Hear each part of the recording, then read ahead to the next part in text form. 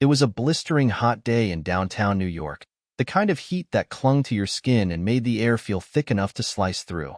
The streets were packed with tourists and locals, the usual hustle and bustle of a city that never truly sleeps. But amidst the chaos, a lone figure stood out. A man in ragged clothes, hair matted with sweat, and shoes so worn they were barely recognizable. Sam Collins had seen better days. Much better days. Hit subscribe and leave a comment with where you're watching from.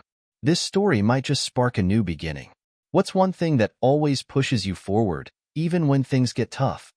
The 45-year-old homeless man had been living on the streets for years, drifting from shelter to shelter, never staying in one place too long. It wasn't always like this. He used to have a family, a home, and a job that paid well enough for him to feel secure. But life, as it often does, had thrown him a curveball, a combination of bad decisions, bad luck, and bad circumstances. And now he was just another nameless face in the crowd. No family, no friends, and no future, at least not one he could see. Today, however, felt different. Maybe it was the heat, or maybe it was the fact that he'd heard a whisper of something. A rally, something he couldn't quite ignore. Sam had no idea what was happening, but he felt a pull to be there, as if the universe was nudging him towards something. Perhaps he was looking for a reason, any reason, to still believe in something. Anything. "Trump's in town today," a man had said to him earlier that morning, handing him a coffee with a smile that Sam couldn't remember ever receiving in his life. The name Trump echoed in Sam's head like a riddle he couldn't solve. He'd heard it 1,000 times, on the TV, in passing conversations, in the streets, but he'd never paid much attention. To him, politics was something distant, something that didn't affect the man struggling for a meal or trying to find a place to sleep. But there he was, now standing near the front of a large crowd gathered around a raised platform. The noise was deafening, a mix of cheers, boos, and chants that vibrated through the concrete.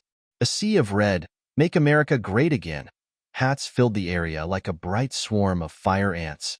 And there, up on the platform, was Donald Trump, speaking in his trademark booming voice to an eager, passionate crowd. Sam wasn't sure what drew him closer. Maybe it was the people's excitement, their energy, something he hadn't felt in years. Or maybe it was the desperate need for attention, for someone to see him, just for a second, and realize that he was more than just the broken man begging for change on the corner. He moved forward through the crowd, taking one step at a time, not sure where this strange impulse was leading him, but unable to turn back. As he pushed through the throng, a security guard's hand landed heavily on his shoulder. Sam froze. His heart raced. He had no intention of causing trouble, but he had no idea what the next move was either. "Hey, you can't be up here," the guard barked, his face tight with authority. "Move along." Sam opened his mouth to apologize, but the words didn't come out. He didn't want to go. Not now. Not when he was so close to something that might matter. Suddenly, a voice cut through the noise. "Let him through." The security guard turned, his eyes narrowing. "Sir, this man?" "Let him through," the voice repeated, firm and commanding. Sam's eyes widened.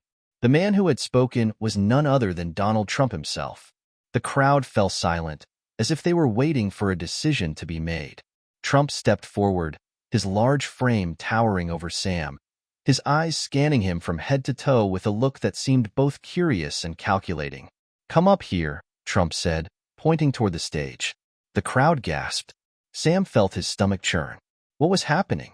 Was this a trick? He glanced around, half expecting the security to drag him away. But no one moved. In fact, the crowd seemed to be waiting for him to step forward. Sam hesitated. It had been a long time since anyone had shown interest in him, let alone someone as powerful as Trump. He had nothing to lose, though, did he? In that moment, the decision felt inevitable. With shaky legs, he climbed up the steps to the stage, his heart pounding in his chest. The crowd erupted in a mixture of cheers and confused murmurs. Trump motioned for Sam to stand beside him. The contrast between them was stark.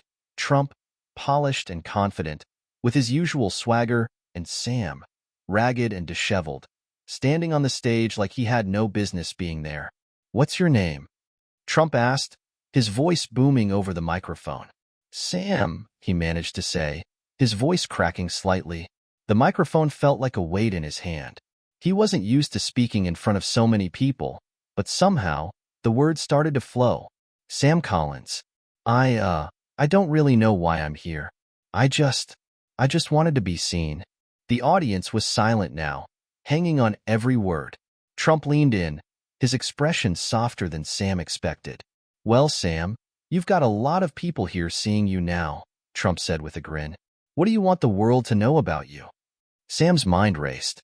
What could he say? What did he even have left to give? He looked out at the crowd, the eyes of thousands of people staring back at him, some full of curiosity, some full of judgment. He took a deep breath. "I don't know," Sam began, his voice gaining strength with each word. "I used to have a life. I used to have a family, a job, but something happened. I don't know what, exactly, but I lost it all. And now, I'm here." A murmur ran through the crowd. Trump stepped back, giving Sam the floor. "And that's the truth," Sam continued, his voice now steady. "I'm just a man trying to survive, trying to be seen, trying to matter." The words hung in the air for a moment, and Sam could feel the weight of the silence pressing in. This wasn't a political speech. This wasn't a call for sympathy. It was just the raw honesty of a man who had been invisible for far too long. For the first time in years, Sam felt like he had said something that mattered. And in that moment, he didn't care about the cheers or the jeers. He didn't care about Trump or the rally or the cameras capturing every word. All that mattered was that someone, just one person, had heard him. But as the crowd erupted into applause, something stirred deep inside him. He didn't know it yet, but this was the moment that would change everything. The moment when Sam Collins would no longer be a nobody. Sam didn't expect to feel the weight of his own words as much as he did. When he first stepped onto that stage, he had just wanted to be seen, to feel something other than invisible. But now, standing in the aftermath of his unexpected moment in the spotlight, the reality of his situation hit him like a ton of bricks. The applause faded as quickly as it came, but the impact of it lingered. He stood there, a man who had just bared his soul to thousands of strangers. A man who had been living in the shadows for years, now thrust into the harsh light of public scrutiny. His heart hammered in his chest, his palms clammy, as he looked around, suddenly overwhelmed. Back in the quiet of his own mind, however, the applause wasn't the first thing he thought about. It was the emptiness. The feeling that no matter how loud the cheers were or how many people had clapped for him in that moment, it wouldn't fill the void he'd carried for so long. He didn't know it at the time, but what he had just done, speaking up, sharing his story, wasn't just for the audience. It was for himself. A moment of catharsis in a life defined by rejection and loss. Sam had been living in New York City for the last few years, bouncing between shelters, street corners, and food pantries. But his life before the streets had been a completely different story. He wasn't always this way. He wasn't always the man with the ragged clothes and the hollow eyes. Sam was born into a modest family in a small town in upstate New York. His parents were hardworking people who valued stability, but also ambition. His father, a mechanic, worked long hours to provide for the family, while his mother took on two jobs, one as a teacher and the other as a part-time waitress. They taught Sam early on the importance of hard work, but also the importance of caring for the people around you. In his early adulthood, Sam had dreams like anyone else. He was a star athlete in high school, a promising young man with a sharp mind and an even sharper sense of humor. People liked him. He could walk into a room and immediately find a way to make someone laugh, to lighten the mood. He had friends, a girlfriend named Sarah, and a clear path ahead of him. After high school, Sam went to college on a scholarship, studying business and marketing. But life had a way of throwing curveballs, and Sam never seemed to see them coming. He got a job after graduation in a small, but thriving marketing firm in New York City. The salary was good, the hours were long, but he didn't mind. He loved the city, its energy, its possibilities, the way you could reinvent yourself every single day. Then, it all started to unravel. Sam's first big mistake was an affair, a brief one, but one that changed everything. It wasn't just the affair itself that tore his life apart. It was the lie, the broken trust. When his wife, Sarah, found out, the betrayal was too much for her to bear. She left him, taking their young daughter, Emily, with her. Sam never expected it to go this way. He thought they would work through it.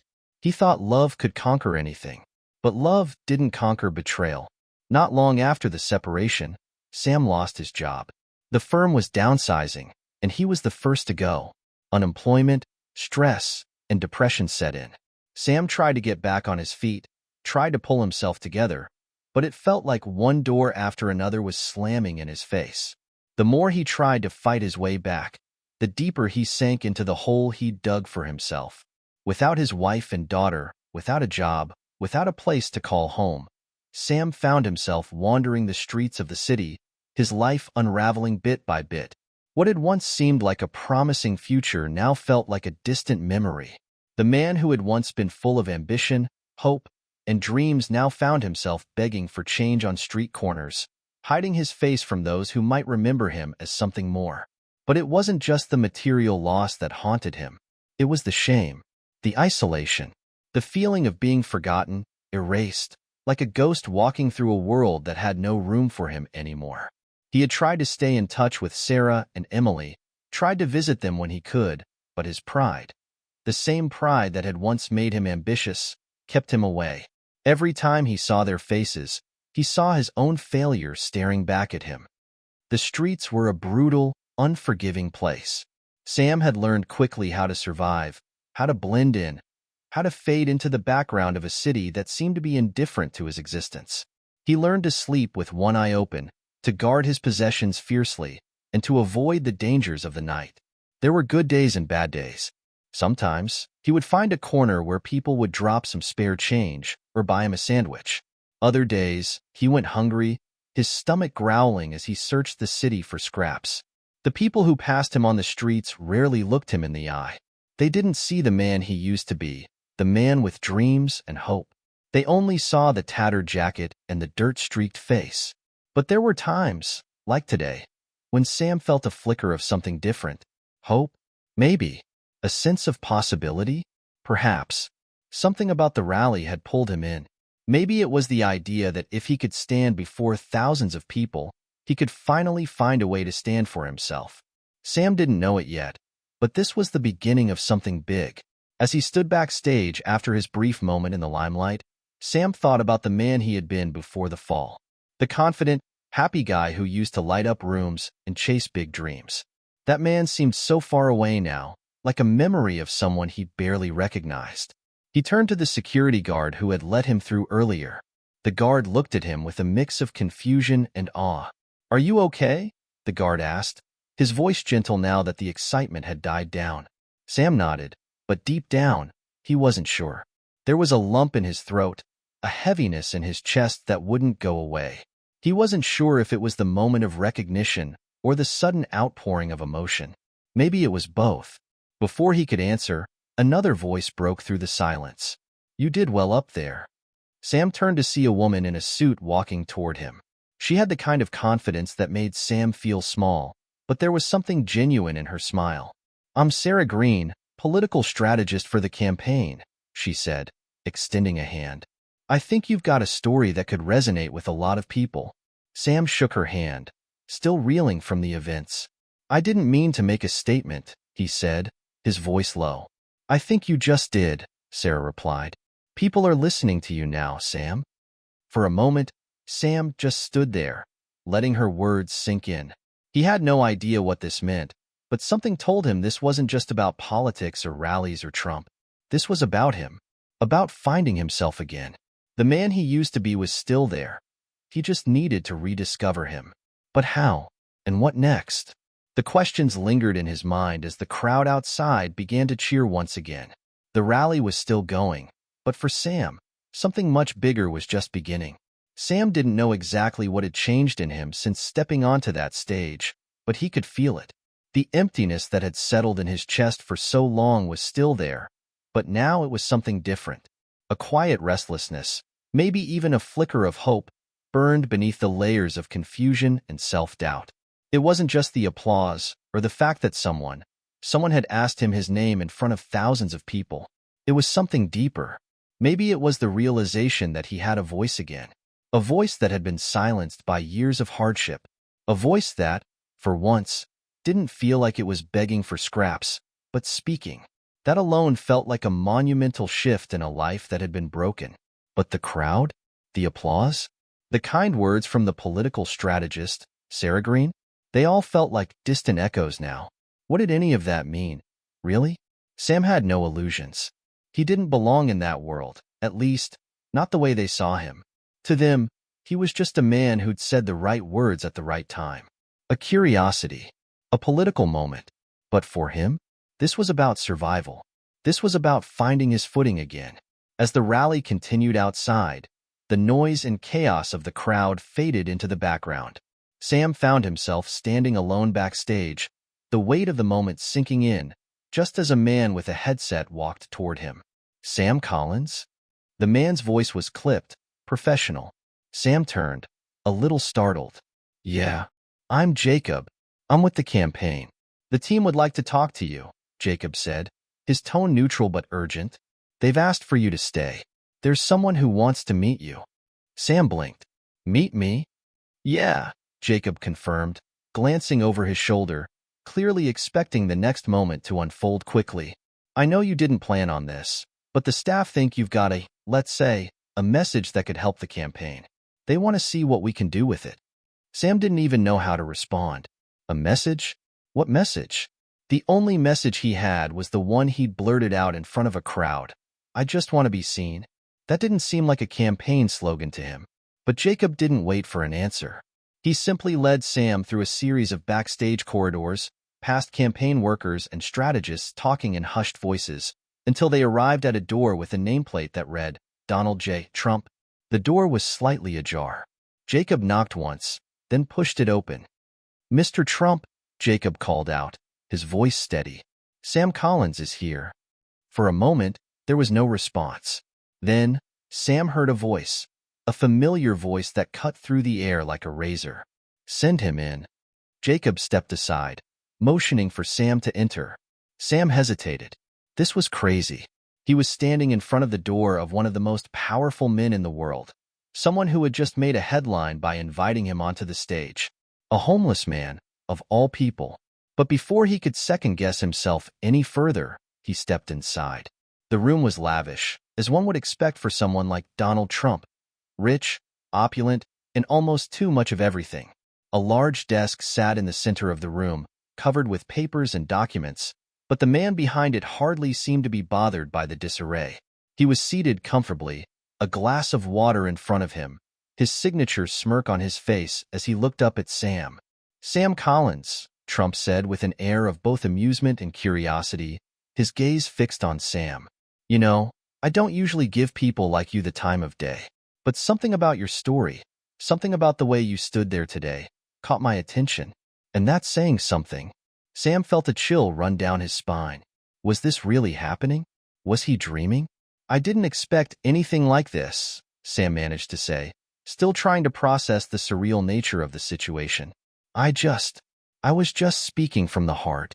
Trump nodded slowly, leaning back in his chair. I can respect that. People don't do that enough these days. Speak from the heart. You did something today that a lot of people will never do. You didn't hide. You didn't make excuses. You said the truth. For a moment, Sam just stood there, unsure of where this was going. I'm not sure what you want from me, he admitted. Trump's eyes twinkled, his expression shifting from casual interest to something more calculating. I think you know. People like you, people who've been through the kind of hardship you've faced, can connect with real Americans. You've got something raw, something genuine. The media, they love that stuff. They eat it up. But here's the thing, Sam. You could be more than just a sob story on TV. You could be a voice, a symbol, a message for the people who feel forgotten. People like you. They want to know they matter. Sam stared at Trump, trying to process what he was hearing. Was he really suggesting that he could help? Could he really become some sort of political symbol? For a split second, Sam felt a flicker of doubt. He wasn't a politician. He didn't know anything about running a campaign, about making speeches, about connecting with millions of people. But then again, Wasn't that the point? He wasn't a politician. He was Sam Collins, a man who had been on the streets, who had fallen and gotten back up again, even when it seemed impossible. I can't promise you anything, Trump continued, his voice firm now, but almost coaxing. But I think there's something here, Sam. Something worth exploring. Sam felt his pulse quicken. Could this really be his chance? A chance to turn his life around? A chance to do something that mattered? He glanced around the room, noticing the polished furniture, the fine paintings, and the people moving in and out. But in that moment, the room felt small, almost suffocating. It wasn't about the riches. It wasn't about the politics. It was about him, his chance to rebuild, to finally make a difference. For the first time in years, he felt something stir inside him. It wasn't just hope, it was determination. I don't know what this will look like, Sam said, his voice steady now, a glint of resolve in his eyes. But I'm willing to try. Trump's lips curled into a smile. That's the spirit.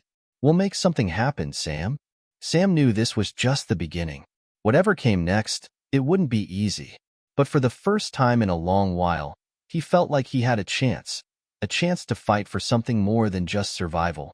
It was a chance to live again. The following days blurred into a whirlwind of activity, and Sam found himself in a world far removed from the cold pavement and the beggar's cup he had known so well.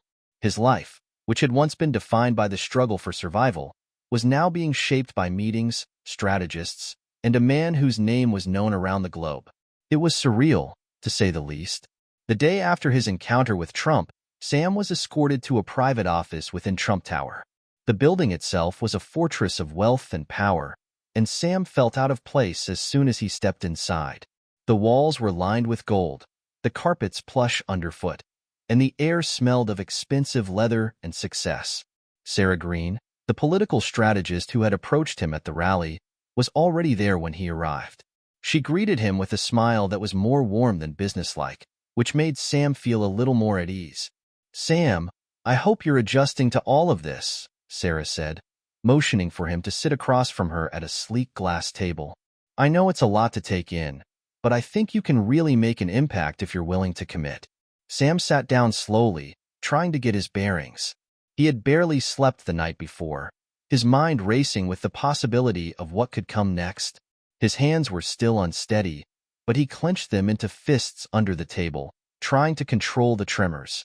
I'm not sure I understand what this means exactly, Sam said, his voice still uncertain. I'm just a guy who lost everything. Why would anyone listen to me? Sarah leaned forward, her expression turning serious. Because you're more than that, Sam. You represent a large part of America that feels forgotten. The working class, the broken families, the ones who have fallen through the cracks. You've lived through things most people can't even imagine, and you're here, standing, still willing to speak. People are going to connect with you because you're real. Sam frowned. It was a lot to take in. I'm just a homeless guy. I don't know anything about politics or public speaking or how any of this works. Sarah smiled gently. That's the beauty of it, Sam. You don't have to know all that. What you need is your story, your real story, and we can help you share it in a way that resonates with people. We're going to shape the message together, and once that message is out there, people are going to listen. Believe me. Sam shook his head, his mind still racing. I never thought I'd be part of something like this. Hell, I didn't even think I had anything left to give. You do, Sarah said, her voice firm but encouraging. You just have to be willing to take the first step. It's not going to be easy. There will be moments when you'll feel overwhelmed, when you'll doubt yourself, but we're here to help guide you. You've got something special, Sam, and I think the country needs to hear it. Sam didn't answer immediately. He stared down at the table, lost in thought. For the first time in years, he felt something stirring inside him. It wasn't just survival anymore. It was purpose. Okay, he said at last, his voice quiet but resolute. I'll do it. I'll give it a shot. Sarah smiled, her eyes lighting up. I knew you'd say that. You won't regret it, Sam. The next few weeks were a blur of preparation. Sam was thrust into a world he never thought he'd be a part of. Political meetings, media training, interviews, and endless rehearsals. Sarah and her team worked with him tirelessly, coaching him on how to speak in front of cameras, how to share his story without sounding like a victim, and how to connect with people in a way that felt authentic. They set up interviews with local media outlets, and Sam found himself in front of cameras more times than he could count.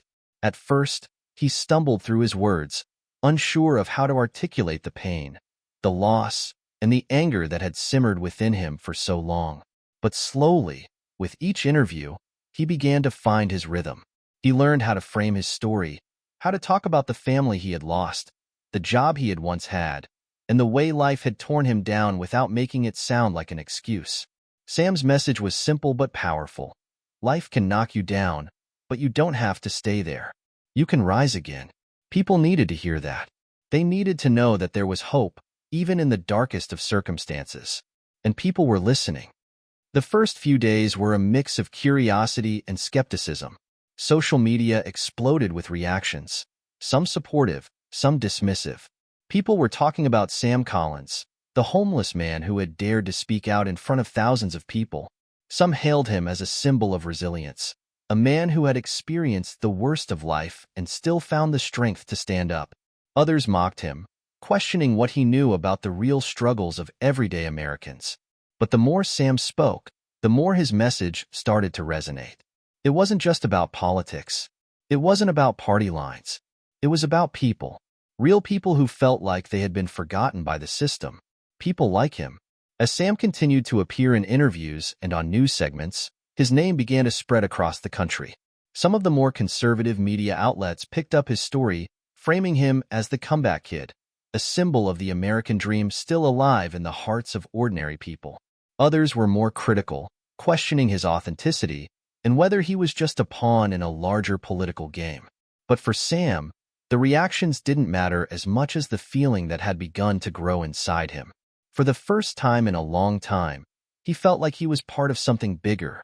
He wasn't just a homeless man. He was a voice for the voiceless. He wasn't just telling his story anymore. He was sharing a message of hope that millions of Americans needed to hear. One evening, after a particularly grueling media tour, Sam was sitting in his small hotel room, staring out the window at the skyline of New York City. The lights twinkled below, a sharp contrast to the dark thoughts that clouded his mind. His phone buzzed on the table beside him. It was a text message from Sarah. "You're doing great, Sam.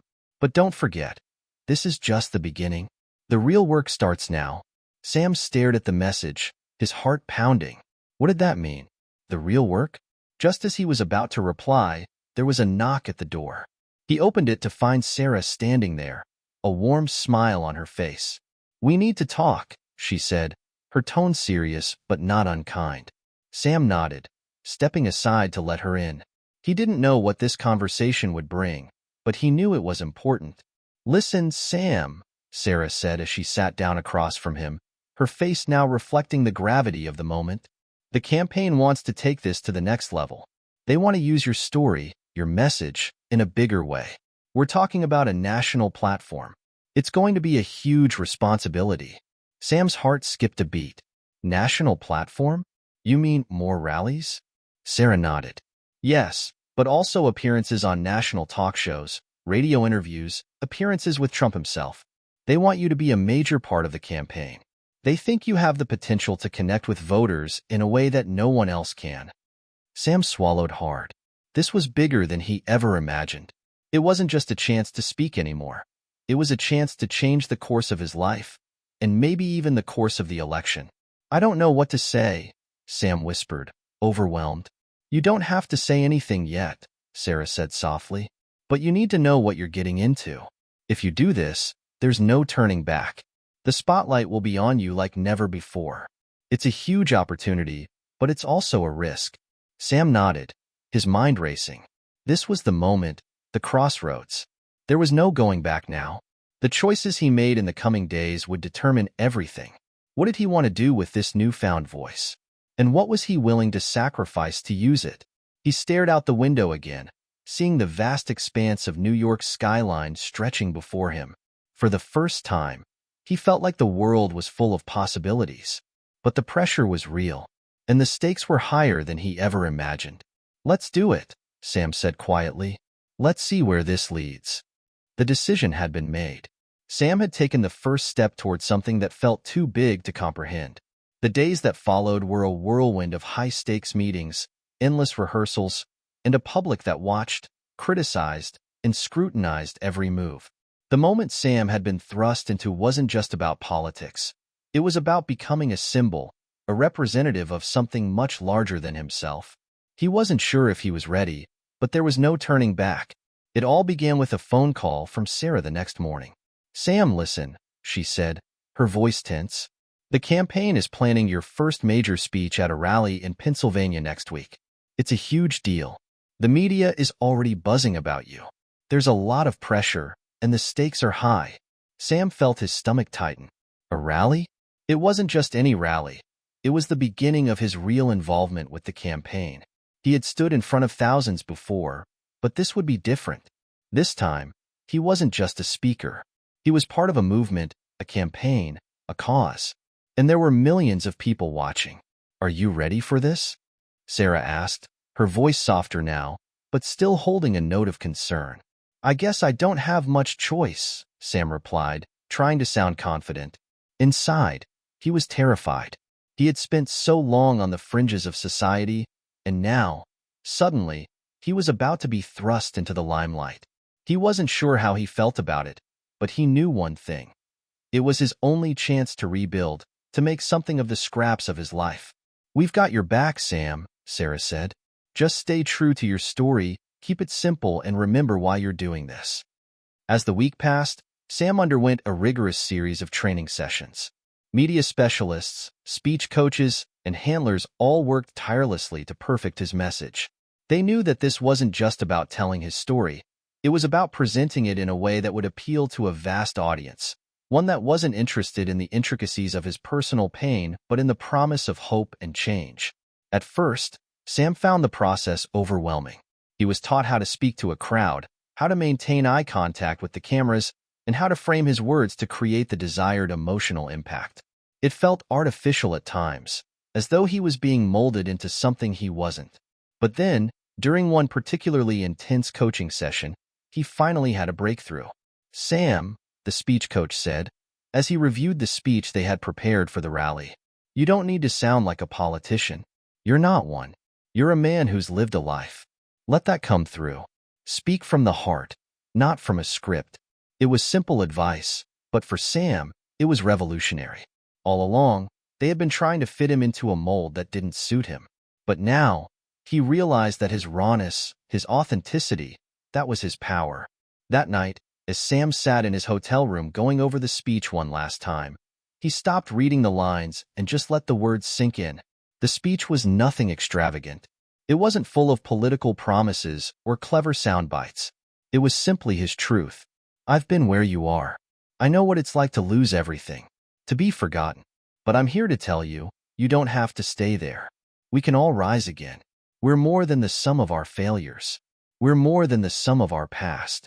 We are capable of change, of growth, and of taking back control of our lives." Sam ran his hands over his face. It was raw. It was real. And for the first time in days, he felt at peace with it. The rally in Pennsylvania was held in a large sports arena, packed with thousands of supporters. The energy in the air was electric, charged with anticipation. Trump's supporters filled the space, some wearing "Make America Great Again" hats, others holding up signs with slogans that seemed to call out to the sky. It was a cacophony of voices, but somewhere in the midst of it, Sam found his footing. He stood backstage, a few minutes away from walking onto that stage, his heart hammering in his chest. He looked out at the crowd, his palms slick with sweat, but there was a certain calm that had come over him. For the first time in weeks, he didn't feel like a stranger to this world. "Sam," Sarah's voice cut through his nerves. She was standing beside him, offering a reassuring smile. "You've got this. Just be yourself. This is your moment." Sam nodded, taking a deep breath. He wasn't here to deliver a perfect speech. He wasn't here to be a politician. He was here to be the man who had lived through the toughest parts of life and had somehow come out the other side. He was here to speak for those who had no voice. "Let's do this," he muttered to himself. As the announcer called his name, the crowd erupted into applause, and Sam's heart skipped a beat. He stepped onto the stage, squinting into the bright lights, trying to focus on the faces in front of him. There were cameras everywhere, flashing lights, and the hum of expectation in the air. He approached the microphone, adjusting it slightly, then paused. For a moment, the noise of the crowd faded into the background. It was just him, standing there. And in that moment, he realized that this was more than just a political rally. It was his chance to speak his truth to the world. "Hello, everyone," Sam began, his voice slightly shaking at first. But as he looked out at the crowd, something shifted. The nerves settled, and the words came easier. "My name is Sam Collins, and I've been where you are. I've lost everything. I've felt what it's like to be invisible, to be discarded. But I'm here today because I believe in something bigger than myself. I believe in the power of a second chance, and I believe that we, together, can rise again." The crowd grew silent, hanging on every word. Sam could feel the eyes of the audience on him, but this time, it didn't feel like pressure. It felt like support. "I know what it's like to feel hopeless. I know what it's like to wonder if anyone out there even cares. But let me tell you something. We matter. All of us. We are not our mistakes, and we are not defined by the circumstances of our past. We have the power to change our lives, to build something better. I'm living proof of that." There was a pause, and then the crowd erupted into applause. Sam's words hung in the air, and for the first time, he felt something deep inside him, a sense of purpose. "I'm here because I believe in this country," Sam continued, his voice growing stronger. "I believe in the idea that if you work hard, if you fight for what you believe in, you can make it. You can succeed. And I want to help make sure that no one else has to feel like they're invisible. No one else should have to go through what I went through." The crowd cheered. Sam could barely hear the words, but the energy was undeniable. He had connected with them. He had spoken their truth. As he finished his speech, Sam stepped back from the microphone, his chest rising and falling with each breath. He had done it. He had stood in front of thousands of people and shared his story. He had made them listen. And somehow, despite all the fear, the doubt, and the uncertainty, he had found the strength to be himself. The applause thundered around him, but inside, Sam felt a peace he hadn't known in years. He was no longer just a man who had lost everything. He was a man who had found his voice again. And with that voice, he would speak for those who couldn't. As he left the stage, Sarah was waiting for him, a proud smile on her face. "You did great, Sam. This is just the beginning." Sam nodded, still feeling the rush of adrenaline in his veins. He didn't know where this journey would lead, but for the first time in his life, he felt like he had a chance to change something. And that chance, he was going to take. After the rally in Pennsylvania, things moved quickly. The response to Sam's speech had been overwhelmingly positive. He had connected with the crowd, captured the media's attention, and even sparked discussions across social media platforms. People were intrigued by the homeless man, who had stepped onto a political stage and delivered a message of hope and redemption. But as with everything in the world of politics, the glow of success quickly gave way to the harsh glare of scrutiny. The morning after the rally, Sam was greeted by the familiar buzz of his phone. Text messages, emails, and notifications flooded in. He felt a sense of excitement, but also a tightness in his chest. The world was watching him now, and it felt like everything he said or did would be analyzed under a microscope. His social media following had exploded. A hashtag #SamCollinsRising, began trending, and Sam's story spread across news outlets. On the surface, it seemed like a dream come true. A man who had clawed his way out of homelessness, finding himself at the center of a political movement. But not everyone saw it that way. As Sam scrolled through the countless messages, some were encouraging, others were downright hostile. On one side, people praised him for his authenticity and resilience, saying they'd never felt so inspired. On the other side, critics were already calling him a puppet, a pawn in a larger game. They questioned his motives, his loyalty, and his understanding of the complex issues facing the country. "You've never worked a real day in your life. What do you know about America's problems?" one comment read. Another, "So now a homeless man gets to tell us what we need? This is absurd." Even those who hadn't been outright hostile dismissed him as a token figure. He's just a feel-good story for the campaign, some argued. A distraction from the real issues. The media picked up on these criticisms, amplifying the tension. Headlines like, "The Rise of the Homeless Political Celebrity," "Is Sam Collins real or a political stunt?" and "Trump's secret weapon or a political gimmick," dominated the news cycle. Every outlet had their take on Sam's sudden rise to fame, and most of them were skeptical. Despite the public skepticism, the campaign team was thrilled by the response. Behind closed doors, the meetings with Sarah and the other strategists were intense and fast-paced. They knew that Sam was a key asset, a wild card who could stir emotions and drive support from disenfranchised voters. But the more attention Sam received, the more pressure mounted to ensure that his every move aligned with the campaign's objectives. "Sam," Sarah said during one meeting, "you're doing great, but we need to keep the momentum going. The more real you are, the more people will connect with you. But we also need to be mindful of the narrative. We can't let the media take control of the story." Sam nodded, though the weight of the responsibility was beginning to sink in. He had always lived on the fringes, fighting for survival, but now he was expected to be a symbol, one that could sway votes, rally people to a cause. The pressure to be a spokesperson, to speak on behalf of people who had been overlooked, was immense. "What do you mean, mindful of the narrative?" Sam asked, furrowing his brow. "It's simple," Sarah explained. "The narrative around you is shifting. You're no longer just a guy who rose from the ashes. Now, you're a political figure. You represent the working class, the forgotten, the ones who've been left behind. And as much as we want you to speak from the heart, we also have to make sure the message doesn't get lost in the noise." Sam swallowed, unsure of how to respond. "I don't want to be a puppet for anyone," he said, his voice low but firm. "I'm not just some figurehead. I've got my own story, my own message." "I know," Sarah replied quickly, her expression softening, "and that's why you're so powerful. But we also need to remember that the media and the public will try to label you. It's part of the game. We just need to stay ahead of it." As Sam began to make more appearances and became a fixture in the media, the critics grew louder. It wasn't just the mainstream pundits who took aim at him. There were whispers of discontent among the ranks of his own supporters. The working-class hero label that had worked so well initially began to feel like a double-edged sword. In private conversations, some of the people Sam spoke with started questioning his qualifications. "Why should we listen to someone who's only been part of the struggle for a short time?" one man said to him after a town hall. "You're not one of us. You don't know the real pain of this country." Sam felt the sting of these words.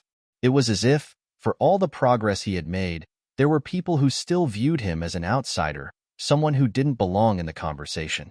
They had no idea how much he had suffered, how much he had fought to get here. And yet, he couldn't help but feel the weight of their judgment. Later that night, Sam lay awake in his hotel room, staring at the ceiling. The doubts crept in slowly, like shadows. Was he really qualified to lead people? Was his story enough to carry him through this journey? Or had he been set up to fail from the start? The next day, the stakes grew higher.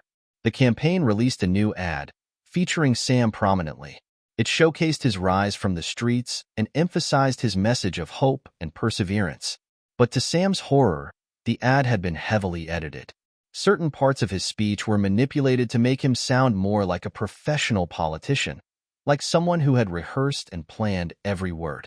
He felt betrayed. Unable to shake the feeling of being manipulated, Sam arranged a private meeting with Sarah. He couldn't let it go on any longer. When he walked into her office, the atmosphere was tense. He could tell Sarah was already aware of the issue. "I saw the ad," Sam said, his voice tight with frustration. "It's not me. It's not my message. You edited it to make me sound like a politician." Sarah looked at him with concern, but also with a hint of apology. "I know you're upset, Sam, but it's all about the optics. We need to appeal to as many people as possible. Sometimes that means framing things in a way that resonates with the broadest audience." "That's not why I'm doing this," Sam shot back. "I'm not here to play a game. I'm here to be honest with people." "I get it," Sarah said, leaning forward, "and I promise I'm not trying to manipulate you. But you have to understand, Sam, the stakes are much higher than just telling your story. The campaign is looking at the bigger picture. We're trying to win this election. I don't care about winning, Sam said, his voice shaking. I care about my story, about speaking for the people who are still where I was. I can't be someone I'm not. Sarah was silent for a moment, as if processing his words. Then, finally, she nodded. Okay, Sam, you're right. I'll talk to the team and make sure the next steps align more closely with what you want. You need to be true to yourself. But we also have to find a way to balance that with the realities of this campaign. Sam took a deep breath, feeling a slight relief. I'm not asking for a miracle. I just want to stay real with people. Over the next few days, Sam became more outspoken about his discomfort with how the campaign was handling his image. While the team made adjustments to his speeches and appearances, the tension remained. Sam was walking a fine line. He had been thrust into a political circus, but he refused to let himself become just another cog in the machine. Yet, with each passing day, the pressure continued to mount. He knew that his path wasn't just about his own redemption. It was about what he stood for and how far he was willing to go to maintain his authenticity. The spotlight was growing hotter, and Sam knew, deep down, that he was at a crossroads. His journey was no longer just about survival. It was about something much bigger. But the question loomed over him. Would he be able to stay true to who he was, or would he be consumed by the very system he had tried to change? The coming days would test him in ways he couldn't yet imagine. The decisions he made now would set the course for the rest of his life. The question was, would he still be Sam Collins, the homeless man who found hope, or would he become something else entirely? As the days went by, the pressure surrounding Sam intensified. He had made it clear that he wouldn't be just a puppet for the campaign, but even with Sarah's reassurances, he could feel the walls closing in. The battle to maintain his authenticity while playing the political game wasn't just theoretical anymore. It was happening in real time, and it was getting harder. The next big hurdle came when Sam was asked to appear at a major televised town hall in Detroit. The event would feature the presidential candidates, including Trump, but the real focus was on Sam. His rise from homelessness to political figure had made him the media's darling. The campaign saw it as a pivotal moment to continue building momentum. After all, if Sam could win the hearts of people from working-class cities like Detroit, then he would solidify his place in the public's mind as a true champion of the people. The problem was, Sam didn't feel like a champion. At least not yet. He still felt the weight of his past pressing down on him, and the task of speaking for the people who were still stuck in the same position he'd once been in felt daunting. But there was no turning back. He had already committed himself to this path. You've got to nail this one, Sam, Sarah said in the days leading up to the event. This is your opportunity to truly define who you are in the public eye. The people in that room need to know you're one of them. Show them that you're not just a pawn. You're the real deal. Sam wasn't sure he believed in the real deal part. His life hadn't been a series of carefully calculated moves, and he wasn't prepared to suddenly become the face of a political campaign. But he had come this far. What else was he supposed to do? The night of the town hall, Sam felt the pressure in his chest like a vice. He stood behind the stage, watching as the cameras adjusted, the audience took their seats, and the event began. The bright stage lights were blinding, and for a moment, all Sam could think about was how strange it felt to be here, among these political figures, surrounded by so much expectation. When it was finally his turn to take the stage, Sam hesitated for a split second before stepping forward. A hush fell over the crowd, and the first wave of cameras focused on him. The audience's eyes were on him, expectant and curious. He felt the weight of the moment, the unspoken pressure to deliver. He walked to the center of the stage, adjusted the microphone, and tried to steady his nerves. He was about to speak to thousands, and millions more would see him through their screens. How would they view him? How would they react? "Hello, Detroit," Sam began, his voice strong but not without hesitation. "I'm Sam Collins, and like many of you, I know what it's like to feel invisible. I've been on the streets, I've gone days without food, and I've lost hope. But I'm here tonight to tell you that it doesn't have to stay that way. I'm living proof that if you fight long enough, if you find the courage to pick yourself up, you can change your life. And that's what I'm here for, to help you see that there is a way forward." The crowd erupted in applause, and for a brief moment, Sam felt a rush of warmth. This was why he was doing this. For them. For the people who had struggled the way he had. But as the applause died down and the questions started to come, the pressure returned. The first question was directed at Sam from a local factory worker. "Sam," the man asked, "we've heard your story, but what exactly do you plan to do for people like me? How are you going to make sure that people who've lost their jobs, who feel like they've been left behind, actually get a chance?" Sam had anticipated this question, but hearing it spoken aloud made the reality of the situation hit home. It wasn't just about him anymore. His story wasn't just his own. He was supposed to represent the people in that room, the working-class citizens of America who felt that the system had failed them. He took a breath, steadying himself, and replied, "I've been where you are. I know the pain of losing a job, of watching your world crumble, of being told that you're just another statistic. But I believe we can do more than just give handouts. We need to create opportunities, real opportunities, for people to work, to build something for themselves. That's the future I want to fight for." The crowd responded with a mixture of applause and murmurs. Some were skeptical. Some were convinced. But Sam knew the battle wasn't over. It wasn't enough to just talk. He had to show them he was more than just a talking head. By the time the town hall ended, Sam's speech had made waves, both positive and negative. His supporters hailed him as the voice of the disenfranchised. He had spoken with passion, and many saw him as someone who could bring real change. But the critics were equally loud. "Who does this guy think he is?" One pundit on a major news network scoffed. "He's a homeless man with no experience in politics, no background in policy. Now suddenly, he's an expert on job creation?" The criticisms grew sharper in the days that followed. The media, hungry for controversy, began to focus on the glaring contradictions in Sam's story. They pointed out his lack of specific policy proposals, his limited understanding of the complex issues facing working-class Americans, and his ties to a campaign that many viewed as divisive. "Sam Collins isn't the hero they want you to believe," one commentator said on a late-night talk show. "He's just a pawn being used to sell a political agenda." Sam's phone was blowing up with notifications again. The public's reaction had become a polarized frenzy. The more he tried to speak his truth, the more people tried to fit him into their narratives. It was in the midst of this storm that Sam faced his first real test. A week after the town hall, he was asked to appear at a campaign rally in Florida. This rally, unlike the others, would be held in a battleground state, a place where every vote counted. The stakes were higher, the audience more skeptical. Sarah had warned him that the rally would be another opportunity to solidify his place in the campaign, but she had also hinted that the pressure on him would be intense. There would be people, especially on the opposing side, waiting for him to slip up. "Sam," she said one morning as he prepared for the event, "just remember, there are going to be people trying to tear you down. Stay focused on your message. People need to hear you. Don't let the distractions take you off course." Sam nodded, but deep inside, he knew it wouldn't be that easy. The road ahead was filled with obstacles. The media would never let him simply be who he was. And the campaign, for all its promises, had its own agenda. He had learned quickly that his rise to fame had made him both a symbol of hope and a target.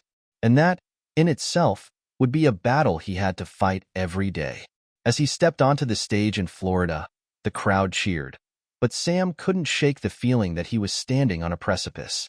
One wrong move, one misplaced word, and he could lose everything. In the end, the only thing Sam knew for sure was that he couldn't go back. He had come too far. He had spoken for too many people who were just like him. But would his message be enough to carry him through?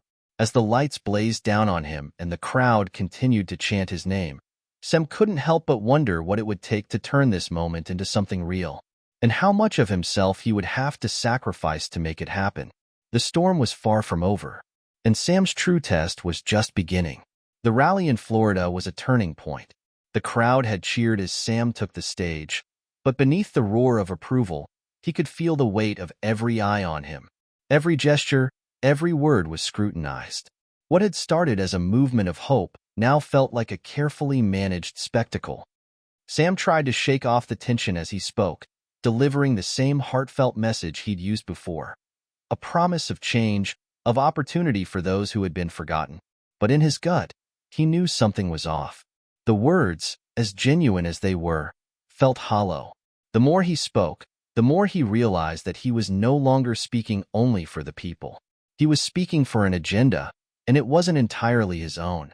The day after the rally, Sam found himself in a small, sterile room in a hotel. The team was already at work, debriefing from the event. Sarah was reviewing notes, the sound of her pen scratching across paper a constant in the background. Sam, however, was lost in thought, staring at the blank screen of his phone. It had been a week since his speech at the town hall in Detroit, and the backlash had only grown louder. But what troubled Sam the most wasn't the media's attack. It was the sudden realization that he was losing himself in this fight. Every time he tried to share his truth, the campaign would reframe it, reshape it into something that fit their narrative. They said it was for the greater good, that this was the way to connect with the masses. But Sam wasn't so sure anymore. He needed to talk to someone who could give him perspective, someone who could understand. He picked up his phone and dialed the number of an old friend. Jake had been with him back in those dark days on the streets of Philadelphia. They'd seen each other through the toughest moments of their lives. Jake was the one who had first introduced Sam to the idea of public speaking, telling him his story could inspire others. The phone rang once, then twice. Sam's chest tightened as the third ring came. "Jake, it's Sam," he said when his friend finally answered. "I need your advice. I don't know what to do anymore." The moment Sam started speaking, he couldn't stop. The words poured out, the frustrations, the doubts, the feeling of being used. He told Jake about the rallies, the speeches, the way the campaign had manipulated his story for their own purposes. How it felt like he was losing control of the message, like he wasn't speaking for the people anymore but for something bigger and much more calculating. "I don't know who I'm supposed to be, Jake," Sam said, his voice shaking. "I started this because I wanted to give people hope, to show them that we're not invisible. But now, it feels like I'm just another part of their machine, the campaign's machine." Jake was silent for a moment, as if processing what Sam had said. Then he spoke, his voice rough but steady. "Sam, listen to me. You didn't get this far by being anyone's puppet. You got here because you're real. Don't let them turn you into something you're not." "I'm trying, but it's getting harder," Sam replied, frustration lacing his words. "They keep telling me what to say, how to say it, what to wear, who to be. I can't even look in the mirror without wondering if the guy staring back is still me. You have to fight for yourself, Sam. Don't let them twist you into someone you're not. You have to make a choice. Either you keep fighting for what you believe in, or you walk away." Sam sighed, running a hand through his hair. The choice felt too big. He had come so far, but the road ahead seemed like a labyrinth, each turn leading him further away from the man he used to be. "I don't know if I can keep doing this, Jake," Sam admitted, his voice breaking. "I don't know if I even want to anymore." The conversation with Jake didn't resolve everything. In fact, it only deepened the confusion swirling in Sam's mind. He couldn't deny the call of the crowds, the electric energy of being at the center of it all. But at the same time, he longed for something simpler, something more honest. As the days passed, Sam's unease grew. The media circus had taken on a life of its own. His name was now synonymous with political theater, his every move scrutinized, dissected, and analyzed. Some saw him as a hero, others as a fraud. But the loudest voices were coming from inside the campaign. The pressure to stay on message was relentless. That night, alone in his hotel room after a grueling day of interviews and photo ops, Sam stood in front of the mirror. His reflection stared back at him, a man caught between two worlds, the one he had fought to leave behind, and the one that was now demanding his allegiance. A knock at the door broke his reverie. "Come in," Sam called, already knowing who it was. It was Sarah. She had that look on her face, the one she wore when she was about to push him further than he wanted to go. "Sam," she said, walking into the room and closing the door behind her. "We need to talk. The team's been discussing the next phase of the campaign. We've decided it's time for you to get more involved with policy. You're going to need to start making some concrete statements about how you plan to solve the country's problems." Sam turned toward her, his gut twisting. "Sarah, I can't keep doing this. It's not me. I'm not a policy guy. I'm just a guy with a story." She sighed, her tone softening. "I know it's not easy, but this is the moment. You've got a chance to change everything, Sam. You've got a chance to be a voice for the voiceless. But you can't do that by just talking about your past. You need to show them you have a plan for the future. You need to be a leader." Sam didn't respond immediately. He wanted to, but the words caught in his throat. He could feel his past pulling at him, the fear of losing himself tugging at his heart. He had been given a platform, a rare chance to do something that could change the world, but at what cost? It wasn't until the next day, when Sam was preparing for another round of media interviews, that he finally snapped. The reporters had gathered outside the hotel. He could see them through the window, cameras flashing, microphones extended. They were waiting for him to come out, to say something profound, to give them the soundbite they were hungry for. But Sam wasn't ready. Not this time. He looked over at Sarah, who was watching him expectantly. The words she had said the night before echoed in his mind. You need to be a leader. But what kind of leader would he be? The man he was before all of this, or the man they wanted him to become? "I can't do this, Sarah," Sam said, his voice low. "I can't be what they want me to be. I can't be someone I'm not. I'm done." For a long moment, Sarah didn't say anything. Then, finally, she nodded, her face a mixture of understanding and frustration. "I knew this day was coming," she said quietly, "but I didn't think it would be so soon." Sam grabbed his jacket from the back of the chair and headed toward the door. He wasn't sure what came next. He didn't even know where he was going. But he knew one thing for sure. He wasn't going to be anyone's puppet. Not anymore. As he stepped out into the light, the cameras clicked, the questions rained down on him. But this time, Sam was silent. He didn't have to explain himself anymore. He had made his choice. The path ahead was uncertain, but Sam knew that whatever happened next, he would be the one calling the shots. Sam walked away from the rally, away from the cameras and the chaos of the campaign, with his head swirling. The noise, the expectations, the political circus, it all felt so far removed from the life he had once known. In those quiet moments after he had made his decision to leave the campaign, something inside him clicked. It wasn't that he regretted his rise from the streets to the center of the political stage. It was that he could no longer reconcile the man he had become with the man he wanted to be. The next few days were a blur of uncertainty. Sam holed up in a small, nondescript apartment in Washington, D.C., far away from the media frenzy. He had made a clean break from the campaign, but the fallout was swift. The news outlets were filled with stories about his sudden departure, with pundits speculating about the reasons behind his exit. Was he disillusioned? Was he simply a pawn who had finally seen the strings? The political commentators couldn't decide what to make of him anymore. Some said he was a hero who had found his integrity, while others dismissed him as a quitter who couldn't handle the pressure. But none of it mattered. Sam had made his choice, and he wasn't looking back. He spent his days in isolation, reflecting on his journey. What was the point of all this? What had he truly accomplished? Yes, he had given speeches, inspired people with his story, and created a platform for change. But now that he had stepped away from the campaign, he was left with an unsettling question. Had he actually changed anything?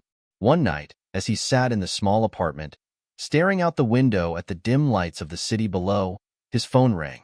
It was Sarah. "Sam, I get it," she said on the other end, her voice thick with both understanding and frustration. "But you need to know that walking away isn't going to fix things. You're still the same guy who can make a difference. You can't just disappear." "I'm not disappearing, Sarah. I'm just figuring out what my real purpose is," Sam replied, his voice steady but uncertain. "I can't be part of something that doesn't feel right anymore. I don't want to be used." There was a long pause on the other end of the line. When Sarah spoke again, her tone softened. "You're right about one thing, Sam," she said. "You've got a purpose. I think you know that. But the world isn't going to wait for you to figure it out. You've got to decide what kind of legacy you want to leave." Days passed in silence. The weight of Sam's decision still hung over him, but with each passing moment, he felt a sense of peace that he hadn't known in months. He knew he wasn't finished yet. He still had something to give. But what? Then, one day, Sam's phone buzzed with a message. It was from Jake. "Hey man, I know you're not doing the political thing anymore, but I've got something I think you need to hear. Give me a call when you can." Sam hesitated for a moment before dialing Jake's number. His friend answered on the first ring. "Jake, what's up?" Sam asked, trying to keep his voice light. "I've been talking to some people, Sam," Jake said, his voice serious. "I know you're still processing everything, but there's an opportunity out there. A chance to make a real impact without all the political BS." Sam frowned. "What do you mean?" "There's this nonprofit that's been doing incredible work. They focus on homelessness, mental health, and addiction recovery. They've seen what you've done, heard your story, and they want you to come on board as a spokesperson. But not just a figurehead. They want you to be involved, help shape their programs, and really be part of the change." Sam's heart skipped a beat. It was exactly the kind of work he had dreamed about, the kind of impact he had always wanted to make. But there was a catch. "Jake, I don't know. I left the campaign for a reason. I don't want to be used again." "I get it, Sam. But this is different. These people genuinely care about what you can do. They want you to be a voice for those who don't have one. It's not about politics. It's about real people." Sam was silent for a moment, his mind racing. The offer was tempting, more tempting than anything he had been offered in months. Maybe this was the chance he needed to do things the right way, without the strings attached. "All right," Sam finally said. "Let's meet. I'll hear them out." The next day, Sam flew to New York to meet with the nonprofit. The offices were modest, but the energy inside was different from anything he had experienced in the political world. There were no suits, no cameras, no flashy slogans. Just a group of people working together, driven by a singular mission: to change lives. He met with the CEO, Rachel Adams, a woman in her mid-40s who had dedicated her life to helping the homeless and those struggling with addiction. She was direct, no nonsense, but there was a warmth in her eyes that made Sam feel like he was talking to someone who truly understood him. "We've been watching you, Sam," Rachel said, after they had sat down. "Your story, your struggle, it resonates with so many people. But what we need from you isn't just a spokesperson. We need someone who has been there, someone who can speak to the real issues, not the political talking points. We need someone who will help us create real solutions." Sam leaned back in his chair, feeling a weight lift from his chest. For the first time in months, he felt like he was talking to people who understood. This wasn't about campaigns or politics. This was about helping those who had been left behind. This was about him finally finding the purpose he had been searching for. "I'm in," Sam said, without hesitation. "Tell me where to start." In the weeks that followed, Sam threw himself into the work with a passion he hadn't felt in a long time. He traveled across the country, speaking at shelters, talking to people who had been living on the streets, who had struggled with addiction, who had been left to fend for themselves. He listened more than he spoke, taking in the stories of those who had been silenced by society. And with each new encounter, his resolve to help only grew stronger. The media still followed him, but this time, it was different. They weren't covering him for political reasons. They were covering him for his work, for his advocacy. Sam wasn't a political figure anymore. He was a voice for the voiceless, a bridge between those in power and the people who needed them the most. He knew he had made the right decision. This was the work that mattered. This was the change he had been searching for. But even as Sam found peace in his new path, a lingering question still haunted him. What would have happened if he had stayed in politics? Could he have truly made a difference there? Or would he have simply become another cog in the machine? It didn't matter now. He had found his purpose, and that was all that mattered. Sam didn't know what the future would hold, but for the first time in a long time, he felt ready to face it. Hit subscribe and leave a comment with where you're watching from. This story might just spark a new beginning. What's one thing that always pushes you forward, even when things get tough? As Sam continued his work with the nonprofit, he quickly gained recognition for his genuine advocacy and tireless efforts to help the homeless and those battling addiction. He traveled across the country, speaking at shelters, meeting with community leaders, and amplifying the voices of those who had too often been ignored. For the first time in years, he felt like he was truly making a difference. But despite his newfound purpose, the shadow of his past, the political campaign, lingered. It wasn't just the media coverage that seemed to keep following him. It was the whispers of people he had once worked with, the political machine that had tried to mold him into something he wasn't. It was as if Sam had never fully escaped it. One evening, as Sam sat in his modest apartment, reviewing notes for an upcoming speech, his phone buzzed. It was an unknown number, but something about it made him hesitate before picking up. "Hello?" Sam said, answering cautiously. "Sam, it's Rachel. We've got a situation." Rachel's voice was tight with urgency. Sam's heart skipped a beat. He knew something was coming. He could always feel it. After a brief pause, Rachel continued, her words cutting through the silence. "It's the campaign. They're circling back. They want you to come back, Sam. They're offering you a second chance." Sam's stomach dropped. "What?" His voice was barely a whisper. "I thought I was done with all that. I left it behind." "I know," Rachel replied, "but they're not asking the same thing. They're promising you full control this time. They want you to run, not as their figurehead, but as their candidate. This could be your chance to fix everything. The political world has changed, Sam. They want you to lead." Sam felt a dizzying mix of emotions. Part of him recoiled at the thought of returning to that world. The lies, the manipulation, the false promises. He had sworn to never go back, and he had meant it. But another part of him wondered if this was the moment he had been waiting for. Could he really change the system from the inside? "Rachel, I can't. I've been through this already. I've seen how they operate. I'm not going back." "Sam," Rachel said softly, "this time, you wouldn't be alone. You have the power now. The power to say no, or to say yes on your terms. Think about it." The next few days were a whirlwind of confusion. Sam spent his evenings sitting in his apartment, wrestling with his thoughts. It was like a cruel game, playing on the edges of his heart and mind. He had left that world for a reason. To avoid the corruption, the backstabbing, the games people played. He had stepped away because he didn't want to be another pawn in someone else's game. Yet here it was again. The question that had haunted him from the beginning. Could he make a real difference? He had been given the opportunity once, and he had walked away. But what if, just maybe, this was the opportunity to reclaim control? In his heart, Sam knew what he wanted. He wanted to change things, not just for himself, but for the millions of people who had been forgotten. The ones who lived on the streets, the ones who struggled with addiction, the ones who had no voice in the halls of power. But could he really do that from the inside? Could he still maintain his authenticity in that world? Or would he be swallowed up by it? The weight of the decision was almost too much. He couldn't do it alone. He needed someone to talk to. He called Jake. The phone rang once, twice, before Jake answered. "Sam? Everything okay?" Jake's voice sounded tired, as though he had been expecting this call. "I got an offer, Jake," Sam said, his voice shaking slightly. "They want me back. The campaign, they want me to run. But I don't know if I can do it. I don't know if I can trust myself in that world anymore." Jake was silent for a long moment. Then, he spoke, his tone measured and calm.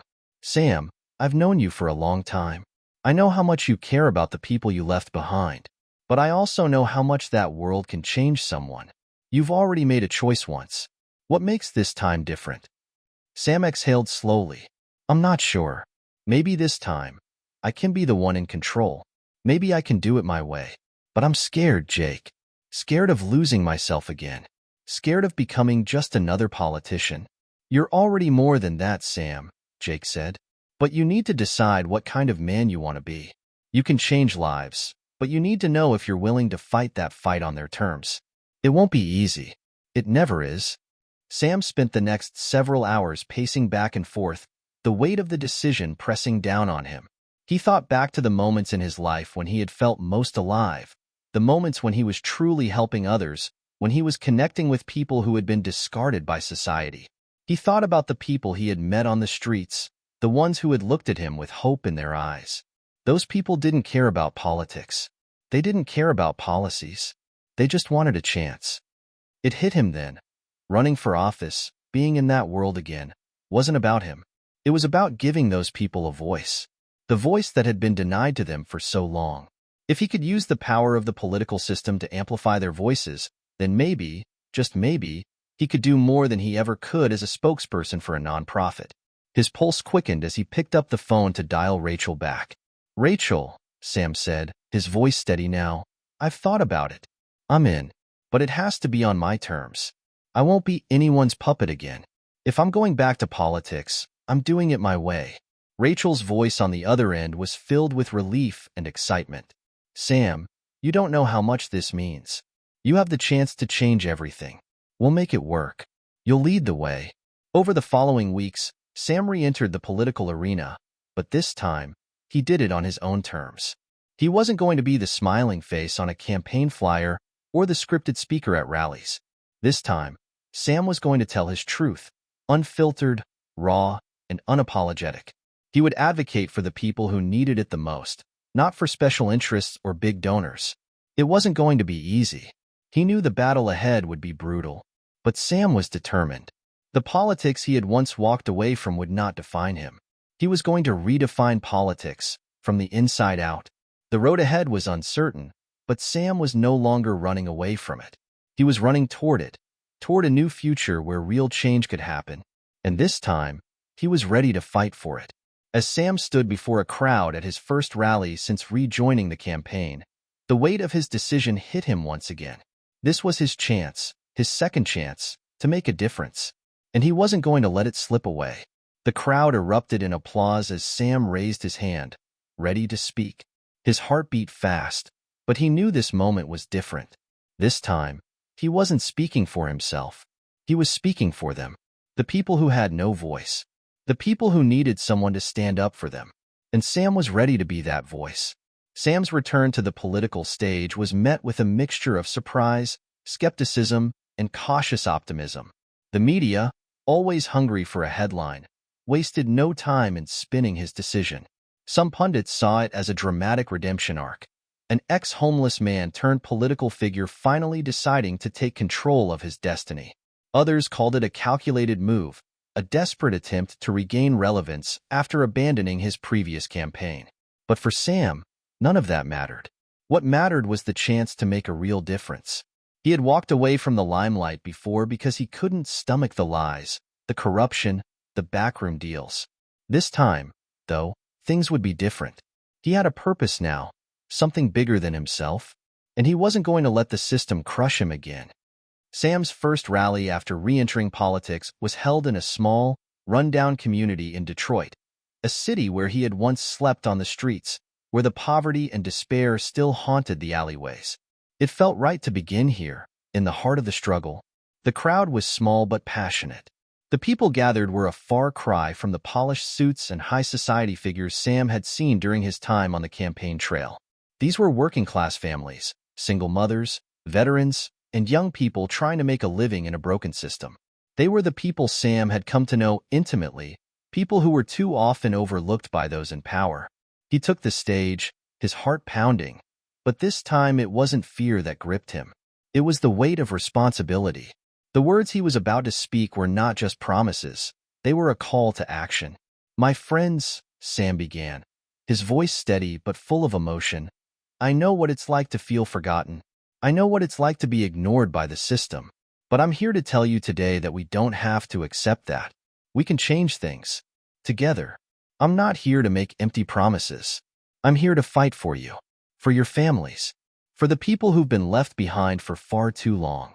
The crowd erupted in applause. Sam could feel the energy in the air. Their belief in him was tangible.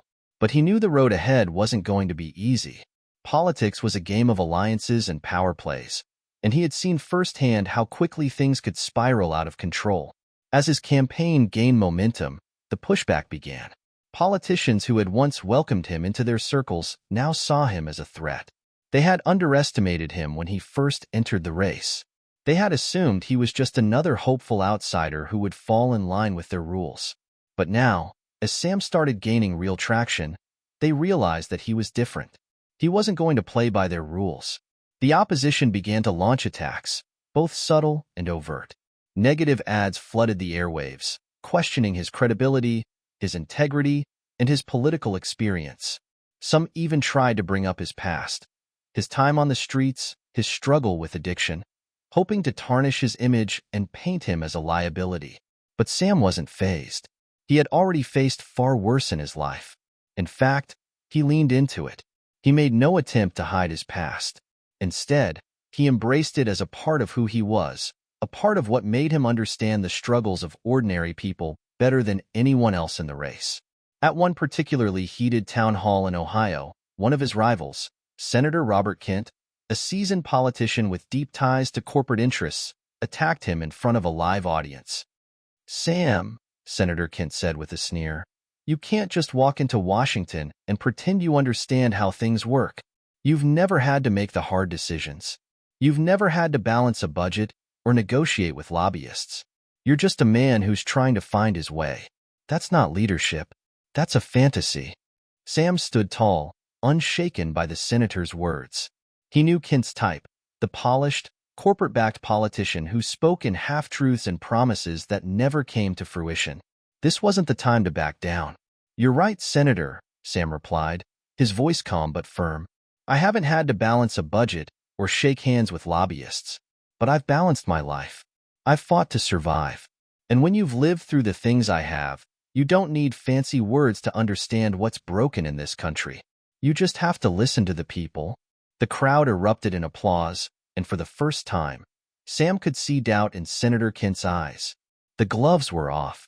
Sam wasn't just fighting for votes. He was fighting for a future where people like him, people who had been forgotten by the system, could have a seat at the table. As Sam's campaign gained momentum, something unexpected happened, an endorsement from an unlikely source. The former president, Tom Hayes, who had been known for his own populist message during his time in office, reached out to Sam. Though their political ideologies were often at odds, Hayes saw something in Sam. Something real, something that had the potential to disrupt the status quo. Sam was hesitant at first. He had seen the way the establishment could twist and use people for their own gain. But after a private meeting with Hayes, he realized that the former president wasn't looking for a political ally. He was looking for someone who could bring true change. "Sam," Hayes said in their meeting, his voice soft but resolute, "I know the system. I know what it can do to a person. But I believe in what you're trying to do. You're not doing this for yourself. You're doing it for the people. Don't let them scare you. Don't let them make you think you can't win." The endorsement was a game changer. It gave Sam the legitimacy he needed in the eyes of some voters, but more importantly, it showed him that he wasn't alone in his fight. Hayes had been through it all. He understood the price of trying to change the system. Despite the endorsement and the growing support from the grassroots, the pressure on Sam intensified. The media was relentless, constantly probing into his past, digging for dirt, trying to unearth anything that could derail his campaign. There were moments when Sam felt the weight of it all. The late-night phone calls, the relentless demands, the constant fear that one wrong move could end everything. He confided in Sarah during one of their late-night phone calls. "I don't know if I can do this, Sarah," Sam admitted, his voice strained. "The pressure is insane. It's like every day, they're waiting for me to slip up." Sarah's voice was calm but firm. "Sam, you've already come this far. You've survived things most people could never imagine. This isn't just about you anymore. This is about the people who need you, and you're the only one who can do it." Her words gave him the strength to carry on, but he knew the stakes were higher than ever. The next few weeks would determine whether he would stay true to his convictions or fall prey to the political machine that had nearly consumed him before. As Sam stood in front of a massive crowd in Philadelphia, delivering a speech about economic equality and healthcare reform, he couldn't help but reflect on how far he had come. But deep down, he knew this was only the beginning. He wasn't just running for office. He was running to make sure that people like him, the ones who had been forgotten, the ones who had been abandoned, had a voice. And with that responsibility weighing heavily on him, Sam made a vow to himself. No matter how difficult it became, he would never lose sight of why he had started this journey in the first place. The road ahead would be brutal. There would be sacrifices, compromises, and moments of doubt. But Sam was ready. He had made his choice, and he wasn't going to let anyone take that away from him. As Sam's campaign continued to gain steam, it was impossible to ignore the powerful forces that stood against him. The establishment, the corporate donors, the longtime political insiders, all of them were terrified of the disruption he represented. Sam's message resonated deeply with the people, but it also threatened the status quo. The deeper he dug into the political machine, the more he realized just how deep the rot went, and the more he felt the pull of the shadows from his past. It started subtly. Whispers among political insiders, rumors in the press, articles that seemed to appear out of nowhere, questioning Sam's integrity, his fitness to lead. Some were about his past, about his time living on the streets, about his addiction. Others dug into his brief time in politics, claiming he was too green to handle the pressures of office. But there was one whisper that stung the most. They were questioning his motives. Does he really care about the people? Or is this just another scheme to get what he wants? The headlines read. Sam had been through a lot in his life, but this was different. This wasn't just about his past. This was an attempt to strip away everything he had worked for. It was an attack on the very core of who he was. People will say anything to stop you, Rachel said one evening after Sam had stormed into the campaign office, visibly frustrated by the latest smear. I've been there before, Sam replied. They know how to make you second-guess yourself. They want to see me fail. Rachel's eyes softened. They've been trying to tear you down for years. They're afraid. But they don't know what you're made of. You've been through hell. They can't break you now. The attacks didn't stop. They only intensified. Opponents within the political machine began to target Sam's every move. His speeches were dissected for any slip of the tongue, any misstep. His team worked tirelessly to counter the attacks, issuing press releases, holding emergency meetings, and trying to keep Sam's momentum moving forward. But the strain was evident. One evening, as Sam sat at a small cafe near his apartment, he caught a glimpse of himself on the TV in the corner of the room. The headline read, "Is Sam's past too much to overcome?" It was a question he had been asking himself in quiet moments, when no one else was around.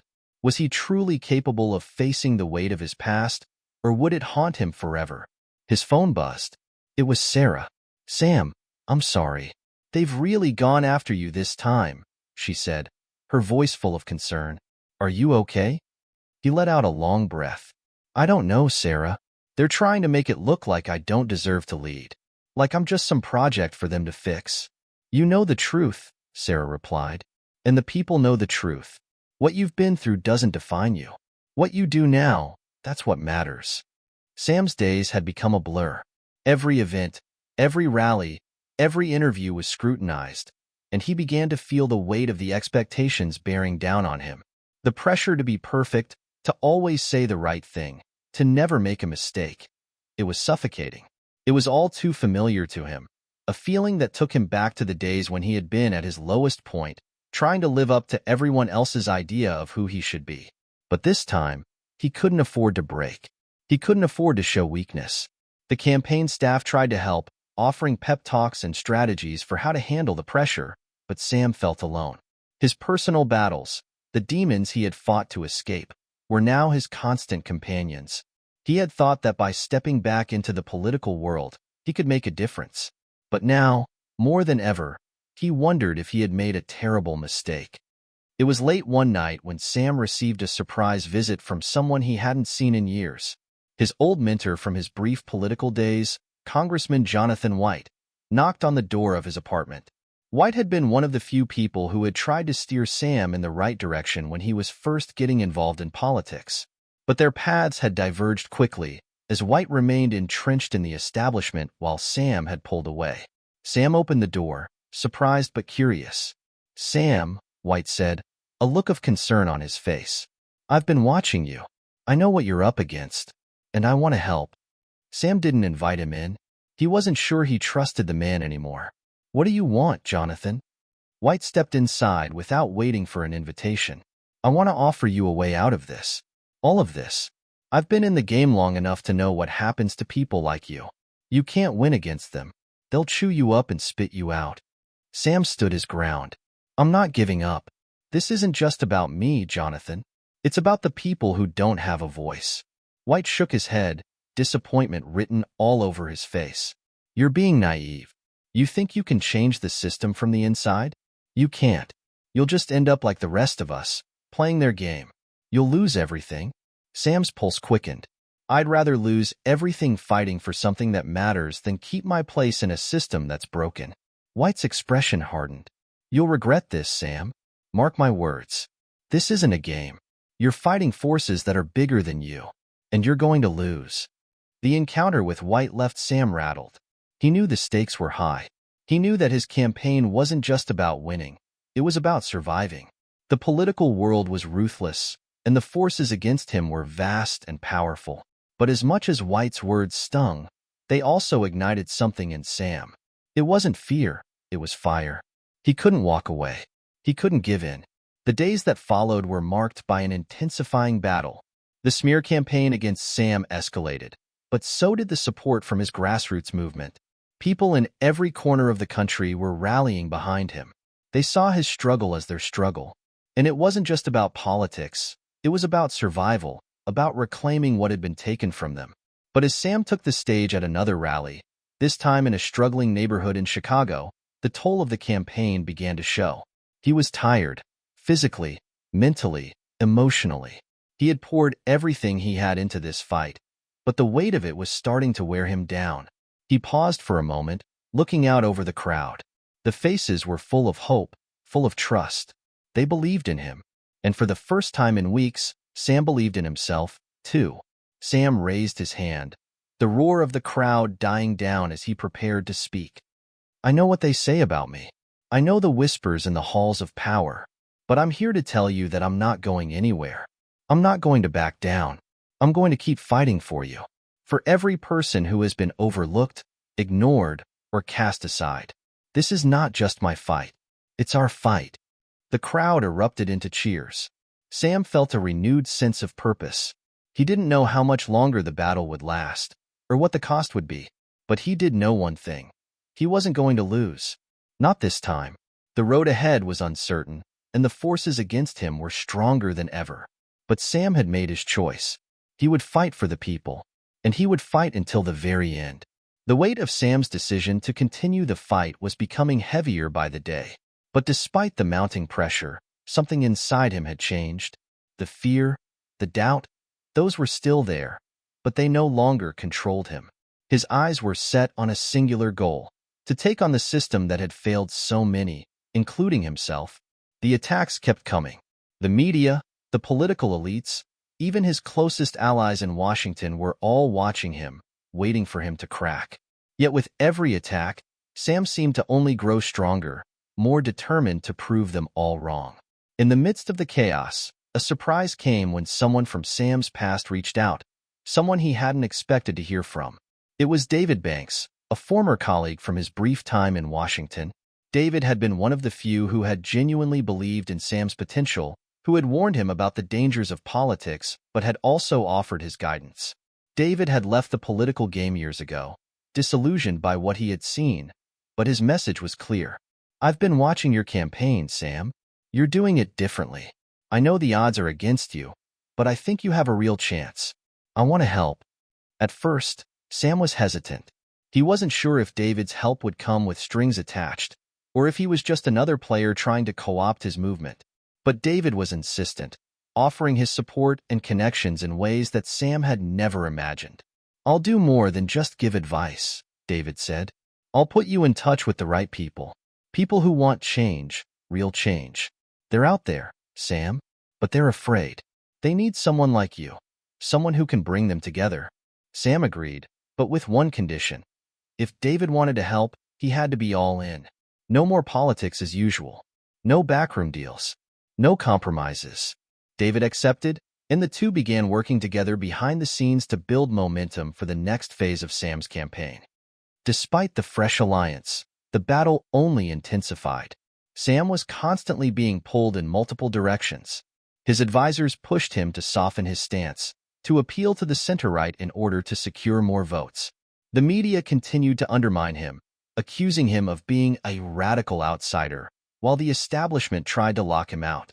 But Sam knew that this wasn't just about winning a few votes. It was about fighting for something greater. The system was designed to keep people like him, and people like the ones who supported him, out. The closer he got to the political establishment, the more he realized how deep the corruption ran. It wasn't just about one person or one election. It was about a system that had rigged the game long ago. I'm not going to play their game, Sam said to David one night. I'm going to change the rules. David looked at him thoughtfully. It's going to be a dangerous game, Sam, but I'm with you. We'll make it happen. As the election drew closer, the media buzzed with anticipation over the final presidential debate. Sam had agreed to take part, knowing full well that this would be his last chance to speak directly to the nation before voters went to the polls. The debate was expected to be a spectacle, with the establishment candidates, now united in their opposition to Sam, looking to dismantle his campaign. Sam spent hours preparing, reading up on policies, rehearsing his arguments. But the more he practiced, the more he realized that this wasn't about policies. This was about something deeper. The debates weren't just a contest of facts, they were a test of character. When the night finally arrived, the atmosphere was electric. The debate hall was packed, and millions tuned in from their homes. Sam took his seat, his heart pounding, his mind focused. The moderators introduced the candidates, but it was Sam who commanded attention as soon as he spoke. The first question went to him. Mr. Sanders, your campaign has been a lightning rod for controversy. You've been accused of being too radical, too inexperienced, and too disconnected from Washington. Why should the American people trust you with the presidency? Sam paused, feeling the weight of the question. But instead of dodging it or answering with a rehearsed line, he simply looked at the camera and spoke from his heart. I've been homeless. I've been broken. I've been the one who's been left behind by a system that only works for the rich and powerful. You want to talk about experience? I have the experience of living the struggle, of knowing what it means to have nothing. And that's why I'm here. I'm not here to be another cog in the machine. I'm here to break it down and build something that works for everyone. The room fell silent for a moment and then erupted in applause. Sam had done what no one expected. He had taken the fight to the heart of the establishment without fear, without hesitation. It was a moment of pure honesty, of raw emotion, and it resonated with the people watching at home. The debate was a turning point. Sam's poll numbers surged in the days following, fueled by the outpouring of support from everyday Americans who saw in him someone who truly understood their struggles. The media could no longer ignore him. The press began covering him with more respect, though they still questioned his qualifications. But as his popularity grew, so did the opposition. The establishment's attacks became more vicious, and the threats against his campaign became more serious. Sam knew that things were about to get even darker. If they couldn't destroy him with their words, they would try other means.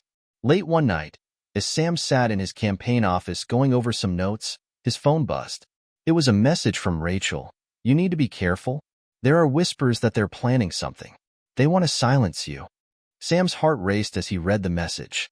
He had known the risks all along, but now, more than ever, he realized just how high the stakes had become. The people supporting him had no idea the lengths the establishment would go to stop him. As the days passed, Sam found himself increasingly surrounded by security. He couldn't leave his apartment without a full team of bodyguards.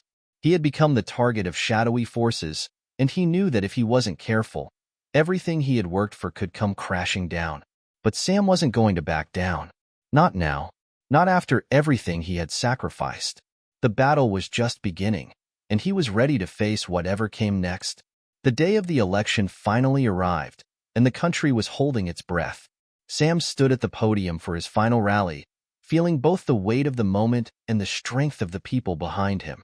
The fight wasn't just for him.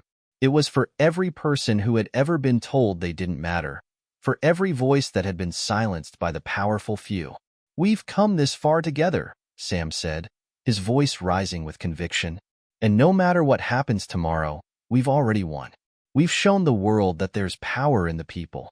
We've shown them that the fight for justice, for equality, for real change, it's just beginning. The crowd erupted in cheers, but Sam knew that the real fight was just about to start. He wasn't just fighting for the presidency. He was fighting for a future where the voices of the people would finally be heard. As the votes were counted, Sam's heart pounded in his chest. The battle wasn't over yet. But with the strength of millions behind him, he knew that no matter the outcome, this fight would have changed the course of history. Sam wasn't just running for president. He was running for a future where power wasn't hoarded by the elite, where every person had a voice, where the American dream was no longer a distant illusion. The end of this campaign was only the beginning, and Sam was ready to lead the charge. The results of the election were in. The world held its breath as the final votes were counted, and the political landscape was irrevocably altered. Sam's name was on everyone's lips, the victor of an unexpected, improbable, and historic campaign. But victory, as Sam would soon learn, came with a price. Sam's victory speech was a moment of pure triumph. For the first time in his life, he stood before the American people, not as the homeless man struggling to survive, not as the outsider dismissed by the system, but as their leader. The crowd that had gathered to see him speak was a mix of jubilation, disbelief, and raw emotion. It wasn't just about the presidency, it was about the possibilities. The change Sam had promised wasn't a vague ideal anymore. It was real. But as the cheers echoed in the background, Sam felt a deep unease settle in his chest. The political elites in Washington were not celebrating his victory. Instead, they were watching, waiting. When Sam stepped off the stage, Rachel was there, her face beaming with pride, but her eyes filled with a cautionary sadness. "You did it, Sam. You actually did it." But Sam, despite the overwhelming sense of accomplishment, couldn't shake the feeling that the hardest part was yet to come. The first threat came a week after the election. It wasn't a bombshell revelation or a public attack. It was far more insidious. An anonymous source leaked a video of Sam during his most vulnerable years, a period of deep addiction and despair, when he had been on the streets. The footage was grainy, from a time when Sam had been barely hanging on to life, his features gaunt, his eyes hollow. The video was designed to destroy Sam's credibility, to remind the nation of the man he had been, a broken, untrustworthy figure. The media played the video relentlessly, framing it as a reminder of the real Sam. Questions about his ability to lead, about his mental stability, began to surface in the news cycles. Sam knew this was coming. He had always known that they would come for him. But seeing the video, seeing his past thrown in his face again, was different. It hurt. It hurt because it was part of him, and no matter how far he had come, those moments of darkness had shaped who he was. Rachel called him that night, her voice tight with concern. "Sam, I know it's tough, but we've prepared for this. We can handle it. This is just the beginning. They'll try everything to bring you down. Don't let them." Sam sat in the dim light of his apartment, staring at the screen. "How do you keep going, Rachel? How do you keep fighting when they keep throwing your past back at you?" There was a long silence on the other end of the line. "You keep going because it's not about them, Sam. It's about the people, the ones who believe in you. And you owe it to them to keep fighting." In the weeks that followed, the pressure mounted. Washington, despite the results of the election, seemed as corrupt and entrenched as ever. Sam had expected this, but the reality was even more suffocating than he had imagined. Every day, he faced new battles, not just with the opposition, but with his own inner demons. The expectation that he be perfect was overwhelming. The media, his colleagues in the government, even his supporters, they all expected him to be something he wasn't. Flawless. The inner conflict was tearing him apart. Sam knew that the system he had fought so hard to overcome was designed to break people like him, to make them conform. And yet, the weight of his campaign promises, of the hopes of millions, was too great to ignore. "I can't do this alone," Sam admitted to Rachel one evening, his voice raw. "I never should have thought I could." Rachel, who had been with him every step of the way, didn't hesitate. "You don't have to do this alone, Sam. You've got me. You've got David. You've got the movement. And most importantly, you've got the people who are counting on you." But Sam couldn't shake the feeling that something else was at play. The more he settled into his role, the more he uncovered the deep-seated corruption that had gripped the nation for decades. The elites, the corporate lobbyists, the media conglomerates, they were all too powerful, too deeply connected to let Sam's idealistic vision of change take root. One day, David called with urgent news. "Sam, you need to be careful. There's a group, high-profile donors, influential power players, who are trying to control your agenda. They want to steer you away from the promises you've made to the people." Sam's heart sank. He had expected this, but hearing it confirmed was still a gut punch. "What are they asking for?" Sam demanded. "They want influence, Sam. They want you to be their puppet. And they're not going to stop until they have control over every part of your campaign. Sam clenched his fists. We can't let them win. We've come too far. As the months passed, Sam continued to fight against the pressures surrounding him. But he knew that the power of the people was the only thing that could sustain his vision. He began traveling across the country, speaking directly to his supporters. These rallies were no longer just about winning an election. They were about starting a movement. Sam was no longer just the outsider seeking political power. He was the leader of a revolution that demanded justice, transparency, and accountability. But the deeper Sam dug into the machinery of the system, the more he discovered just how deep the rot ran. There were powerful forces at work, people who would stop at nothing to make sure the establishment remained unchallenged. One evening, Sam was at a fundraiser, speaking to a room full of potential donors who were offering him their support, but with strings attached. As the night wore on, one particularly wealthy donor, a man named Charles Green, approached him with a proposition. You know, Sam, you're an impressive guy, Green said, a sly smile on his face. But you're not going to win this fight on ideals alone. We both know that. You need power. You need influence. And I can offer that. Sam's eyes narrowed. What are you asking for, Green? The man leaned in, his voice dropping to a whisper. I'm asking for a little flexibility in your policies. A little cooperation on some matters of mutual interest. It was clear to Sam that Green wanted to use his movement for personal gain. And it was just one example of the countless times Sam would face offers of power and influence in exchange for compromising his values. Sam felt his resolve harden. You don't get it, do you? I'm not doing this for the power. I'm doing it to change things. If that's not something you can get behind, then we're done here. Green looked taken aback, but Sam didn't flinch. This wasn't the same man who had walked into the political arena as a fresh face. This was a man who had seen the dark side of power, and he wasn't going to let anyone use him as a pawn.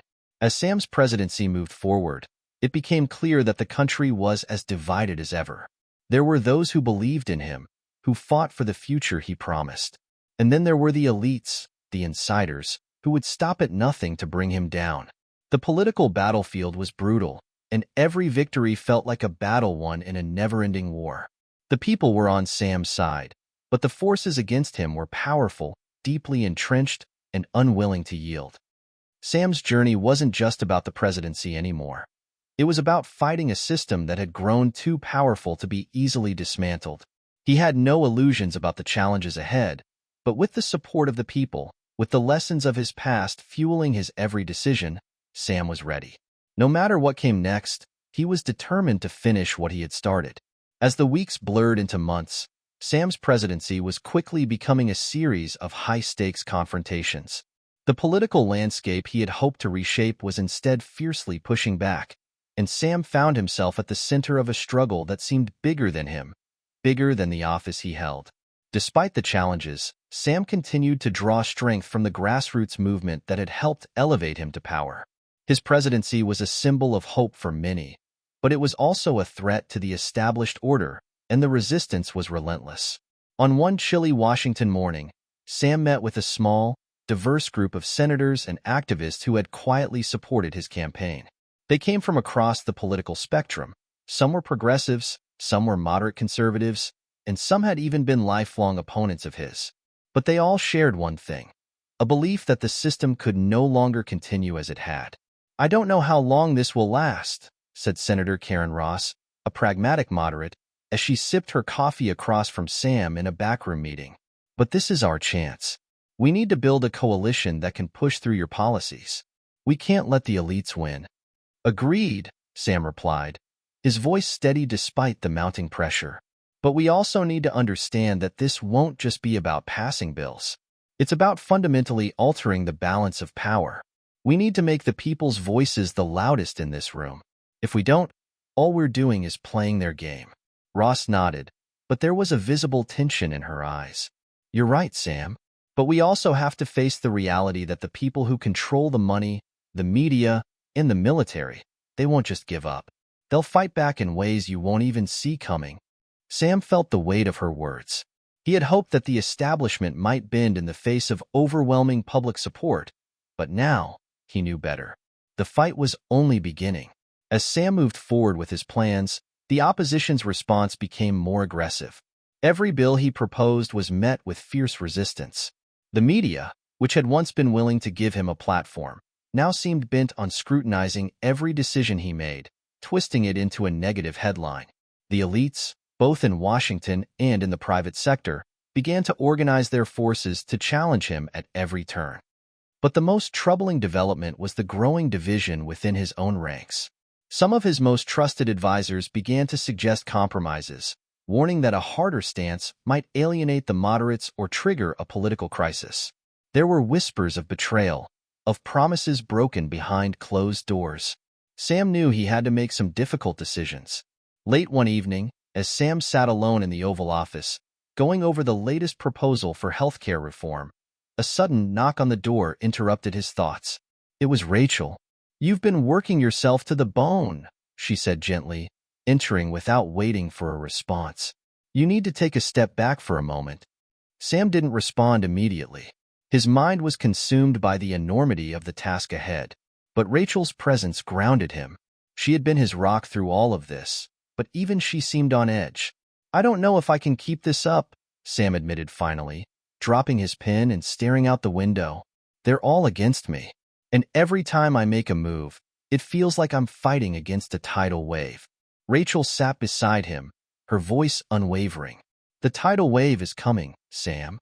But that doesn't mean you can't be the one to ride it. You've always had a way of bringing people together. Don't lose that. Keep your vision clear. It's bigger than you. It's bigger than all of them." Sam sighed, running his fingers through his hair. "I don't know anymore. I thought I could change things from the inside. But I'm starting to think that maybe I was naive. Maybe I should have stayed out there with the people, fighting from the outside." Rachel placed a hand on his shoulder. "You're still fighting for them. But now, you have the power to do something real. You've already started. You've already changed the conversation. And that's something they can't take away from you." Sam's darkest hour came when the first major leak shook his administration. Sensitive documents, detailing discussions about potential executive orders and plans to overhaul the corporate tax system, were published by a major news outlet. The leak wasn't just a betrayal. It was a direct attempt to discredit Sam and his administration. It was a message. They were watching him, and they weren't going to let him succeed. As the scandal broke, Sam faced a flurry of questions from the press. The damage was done. Public trust was shaken. His approval ratings dipped, and behind closed doors, people in Washington whispered about the possibility of impeachment. Rachel, though visibly worried, remained calm. "We'll survive this," she told Sam, trying to steady him. "We'll find the person responsible, and we'll make sure they can't hurt us again. But you need to stay focused. We can't afford to get distracted." Sam looked at her, conflicted. "I don't know if I can keep fighting like this. Every step I take, there's another obstacle, another person trying to tear me down." "It's part of the fight, Sam," Rachel said softly. "It's always been part of the fight. You didn't get here by backing down. And you're not going to start now." Just when Sam thought things couldn't get worse, an unexpected ally appeared. David Banks, who had been working behind the scenes to help Sam navigate the political maze, returned with urgent news. "I've uncovered something," David said, sitting down across from Sam. "It's bigger than you think. The leak didn't just come from your administration. It's part of a coordinated campaign against you." Sam raised an eyebrow. "What do you mean?" David leaned in. "There are forces at play here that go beyond just Washington insiders. Powerful corporations, international interests, people who have billions at stake if you succeed. They've been working in the shadows, and they've been orchestrating these attacks from the very beginning." Sam's mind raced. "So this isn't just politics. It's a war against the people." David nodded. "Exactly. And it's time to take the gloves off. We need to expose them. All of them. If we want to win this, we have to show the world who's really pulling the strings." The idea of taking on such powerful enemies terrified Sam, but he knew David was right. If he was to have any hope of staying in office, of changing the system, he had to go on the offensive. The next few days were a blur of strategy meetings and private calls. Sam, Rachel, and David worked together to gather intel, to trace the leak back to its origins, and to prepare a plan of attack. It became clear that exposing the shadowy figures behind the campaign against him was the only way forward. As the pieces of the puzzle fell into place, Sam faced a critical decision. He could play it safe, try to appease the elites, and try to salvage his presidency by making compromises. Or he could go all in, exposing the corrupt forces that had been working against him, no matter the cost. In the end, Sam knew what he had to do. He was no longer just fighting for the presidency. He was fighting for the future of the nation. And that meant taking the fight to the heart of the corruption. He was ready to tear down the system that had betrayed him, and by doing so, change the course of history. The days following Sam's decision to confront the shadowy forces behind the leaks were filled with mounting tension. The stakes had never been higher, and Sam felt the weight of history pressing down on him. He wasn't just fighting for his presidency anymore. He was fighting for the soul of the nation. Sam's first step was to rally his inner circle. He knew the road ahead would be fraught with danger, and he couldn't do it alone. Rachel, David, and a few trusted allies from his grassroots movement were by his side, but he also had to reach out to those who had supported him in the past, the senators, the activists, the ordinary citizens who had believed in him. "We have to be strategic," David said, pacing back and forth in Sam's private office. "We can't just go in swinging blindly. We need hard evidence, something concrete that we can show the public. If we're going to expose them, we need to do it in a way that they can't just spin it as another conspiracy theory." Sam nodded. "What do we have?" "We've been tracing the flow of money, political donations, media manipulation. It's all interconnected," David replied. "We've identified key players, corporate giants, lobbyists, even foreign interests, who have been using their power to undermine you. The problem is, we don't have enough to go public yet. We need a smoking gun." Rachel interjected, her voice calm but firm. "And once we have it, we'll need to act fast.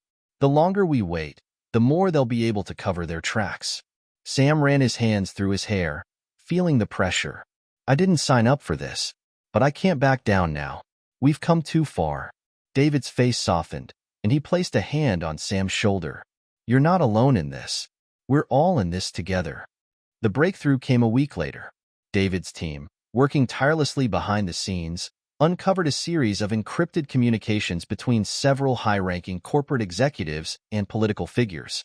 The messages revealed a coordinated effort to undermine Sam's presidency, lobbying for policy changes that would have directly benefited their bottom lines, including massive tax cuts, deregulation, and corporate bailouts. One conversation, in particular, stood out. It was a direct exchange between Charles Green, the wealthy donor Sam had confronted months earlier, and a prominent senator, discussing how to pressure Sam into backing down from his reform policies. The senator had suggested using the media to launch a smear campaign, while Green promised to leverage his vast financial resources to ensure the attack would be devastating. David's team had cracked the encryption, and the full contents of the conversation were now available. It was damning. Sam looked over the documents late one evening, his heart pounding. "This is it. This is the evidence we need." Rachel, standing beside him, gave him a nod of agreement. "This is the moment, Sam. You expose them now, or they'll keep pulling the strings behind the scenes." Sam took a deep breath. "We need to be careful. If we go public with this, they'll retaliate in ways we can't even imagine." David smiled grimly. "Let them come. We've got the truth on our side." The decision was made. Sam, with the help of his team, carefully crafted a public statement, outlining the contents of the leaked communications and revealing the corrupt forces at play. It was a bold move, one that could either elevate Sam's presidency to new heights or destroy it completely. Rachel worked with the communications team to ensure the message would land in the most impactful way. "We need to hit them where it hurts. Focus on the greed, the manipulation, the way they've been using their power to sabotage the people's will." Sam, his hand shaking as he held the final draft, took one last look before pressing send. It was a declaration of war.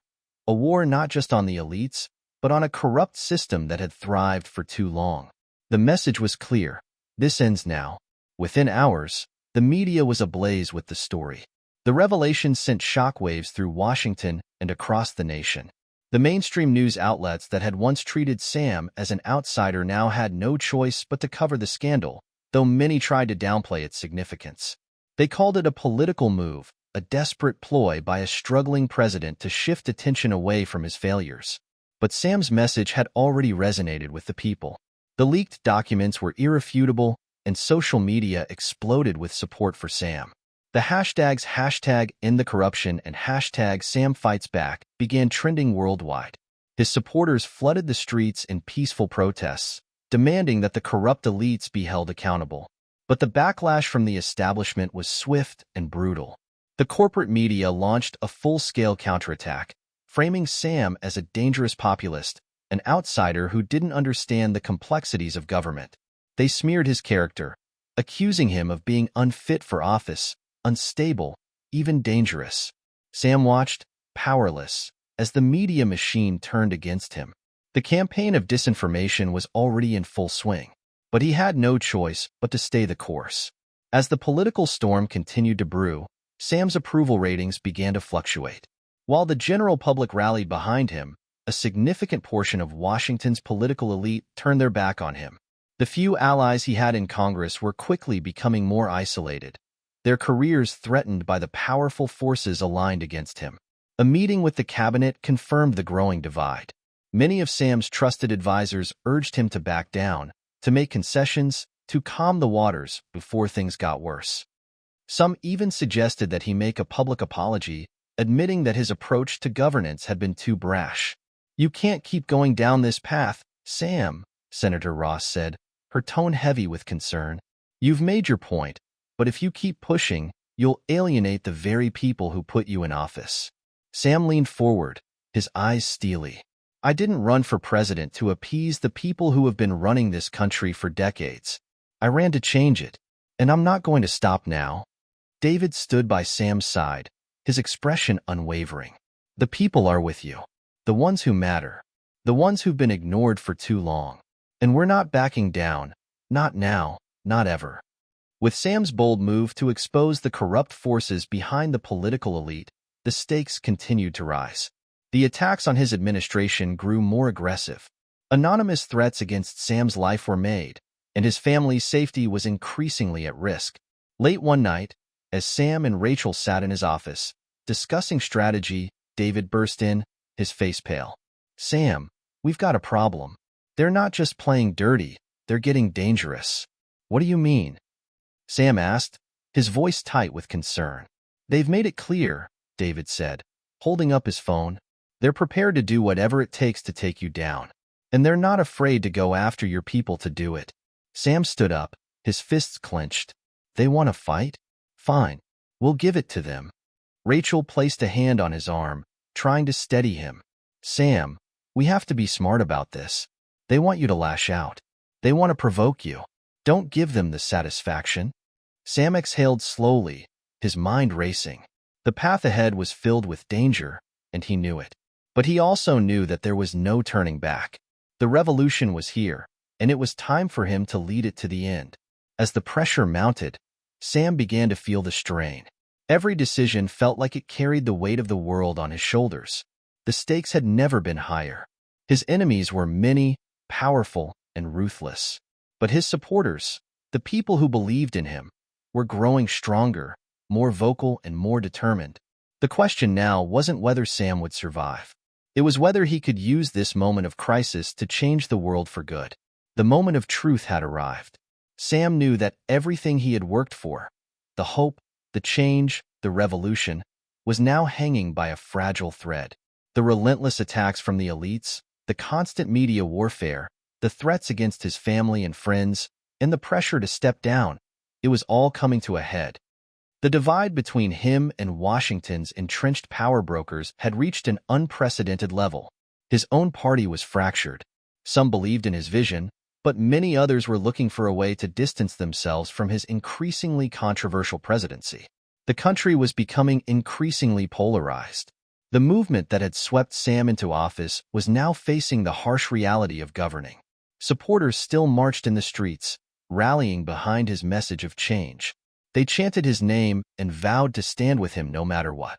But the establishment had dug in its heels, unwilling to relinquish its grip on the country's power. Sam's political opponents in Congress grew bolder in their opposition. The media ran headlines every day calling for his resignation. Accusations of incompetence and corruption were being hurled from every direction. In one particularly scathing editorial, the Washington Post called Sam a reckless populist who was unfit to lead. Cable news networks analyzed every move he made, casting doubts on his ability to govern effectively. Rachel had warned him that it would get worse before it got better, but even she couldn't predict just how far things would go. And then came the bombshell. A major scandal broke out involving one of Sam's closest allies, Senator Karen Ross. She had been secretly negotiating behind Sam's back, attempting to broker a deal with the corporate elites in exchange for supporting some of Sam's key policies. The documents detailing the covert meetings were leaked to the press, and it painted Ross as a turncoat, someone who was just as much a part of the problem as those who had been fighting Sam all along. When the news broke, it sent shockwaves through Sam's administration. Karen Ross had been one of the few moderates who had supported his reforms, one of the voices of reason who had helped him navigate the complex world of Washington politics. But now, she was caught in a scandal that threatened to tear the fabric of his presidency apart. Rachel was furious when she heard the news. "We trusted her," she said, slamming her fist on the table in Sam's office. "She was supposed to be on our side."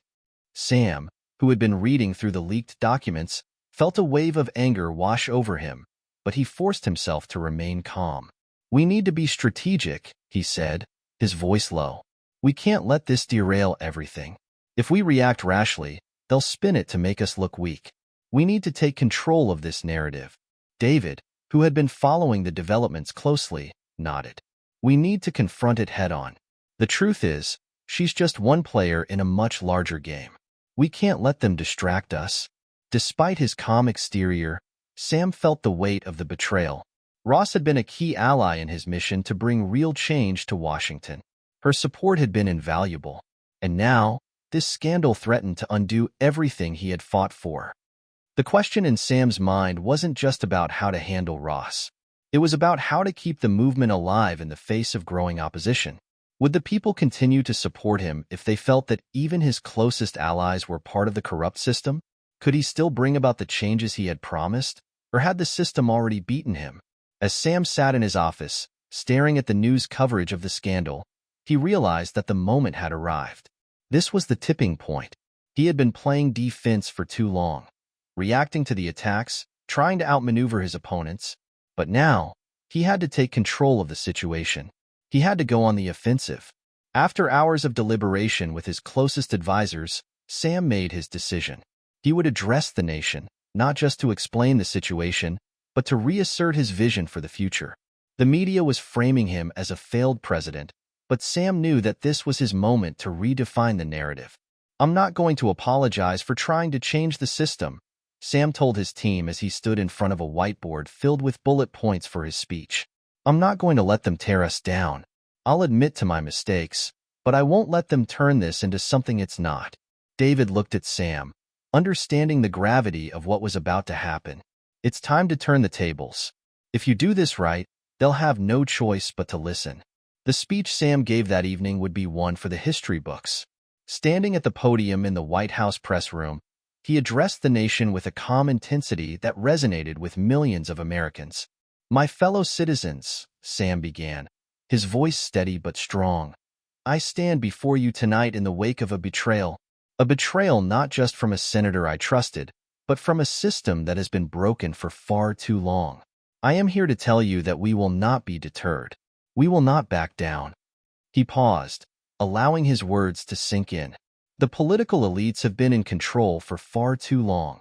They have used their power to manipulate the system for their own benefit at the expense of ordinary Americans. But we've changed the conversation. We've brought the fight to them. And now, they are throwing everything they can at us to maintain their grip on power. The room fell silent as Sam continued, his words growing more impassioned. "Yes, I've made mistakes. Yes, I've taken risks. But I am not afraid to fight for what is right.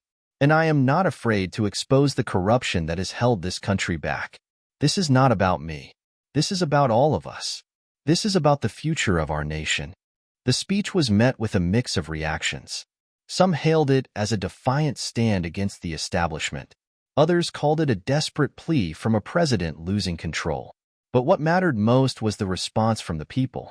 The next day, as Sam's speech dominated the news cycle, something incredible happened. The people responded. In cities across the country, crowds gathered in support of Sam's presidency. Protesters filled the streets, waving signs that read, "We stand with Sam," and "End the corruption." His approval ratings surged as more and more Americans, disillusioned by the political elite, rallied behind his message of reform. It was clear that Sam's movement was not dead. It was alive, and it was stronger than ever. The elites may have tried to tear him down, but the people were not going to let that happen. "We've got their attention now," David said with a grin as he watched the crowds on television. "It's time to press the advantage." But Sam knew the real battle was just beginning. The elites, humiliated by his public stand, would not go down without a fight. He had exposed their corruption, but now they would do everything in their power to silence him. Within days of Sam's speech, a new wave of attacks began. The media doubled down on their portrayal of him as a dangerous, unstable leader. His approval ratings might have risen, but the political opposition had turned more aggressive. Behind closed doors, Washington's power brokers were plotting their next move. The Senate, led by some of Sam's former allies, began drafting articles of impeachment, citing the scandals surrounding his administration. But Sam wasn't about to go down without a fight. Sam called an emergency meeting with Rachel, David, and his closest allies. They had made it this far, but the road ahead was only going to get harder. "We need to take the fight to the heart of Washington," Sam said, his voice resolute. "We need to expose the power players behind the scenes. We need to make them feel the heat. They think they can crush us, but we're just getting started." Rachel nodded. "We'll need to go beyond just policy. We'll need to make this personal. We'll need to show the American people who's really running the show and why they should be scared." David smiled, his eyes gleaming with determination. "It's time to bring the fight to them. Let's show them that we're not backing down. Not now. Not ever." The final battle had begun. The political landscape was on the brink of a full-blown crisis. Sam had exposed the deep rot at the heart of Washington, but the forces aligned against him were not going to surrender without a fight. His message of reform and change had sparked a fire among the people, but now the elites were striking back with everything they had. Impeachment proceedings had begun, and every decision Sam made would be scrutinized and twisted to fit the narrative his enemies had crafted. Sam stood in front of a large map in the war room of the White House, staring at the lines and red pins marking the key battlegrounds. Senators who had pledged their allegiance to the old guard, the media outlets that had turned against him, the corporate donors who were desperately trying to salvage their interests. The chess game had entered its final, critical stage. The day after his speech, Sam's team moved quickly. They needed to seize the momentum before his enemies could capitalize on their advantage. Rachel, David, and the rest of the crew met in the White House strategy room, going over the details of what needed to be done. "We've got to expose more," Rachel said, looking at Sam. "The people want to know who's really pulling the strings behind the scenes. Who's funding these smear campaigns? Who's behind the push to discredit you?" Sam nodded. "I've got a list of names. It's time to put them all in the spotlight. We'll dig into their ties, their financial dealings. They've been using this system to line their pockets while the rest of the country suffers. Now, it's time for the truth to come out," David added. "And we can't wait for the impeachment hearings to start. We'll leak this information strategically, get it out in a way that the media can't ignore it." The plan was set in motion. Sam's team began releasing carefully crafted pieces of evidence, financial records, emails, and even video footage showing the links between Washington insiders and the corporate elites who had funded the attacks against him. These weren't just vague allegations. This was hard proof that the corruption went far beyond the people Sam had already exposed. By the time the first reports hit the news, the entire narrative had shifted. The elite's grip on the media began to falter as news stories surfaced about their ties to shady deals and underhanded tactics. The corporate world's involvement in manipulating the political process was no longer a secret. One of the most shocking revelations was about Charles Green, the billionaire who had been funding anti-Sam PACs for months. Sam's team uncovered that Green had been part of a secret deal to have a powerful media mogul purchase a large stake in a network that had been critical of Sam, all in exchange for policy favors and lucrative contracts. The media that had once vilified Sam now found themselves caught in the crossfire of a scandal that threatened their own credibility. News outlets that had been enemies of the president were forced to cover the story, scrambling to distance themselves from their benefactors. The public was stunned.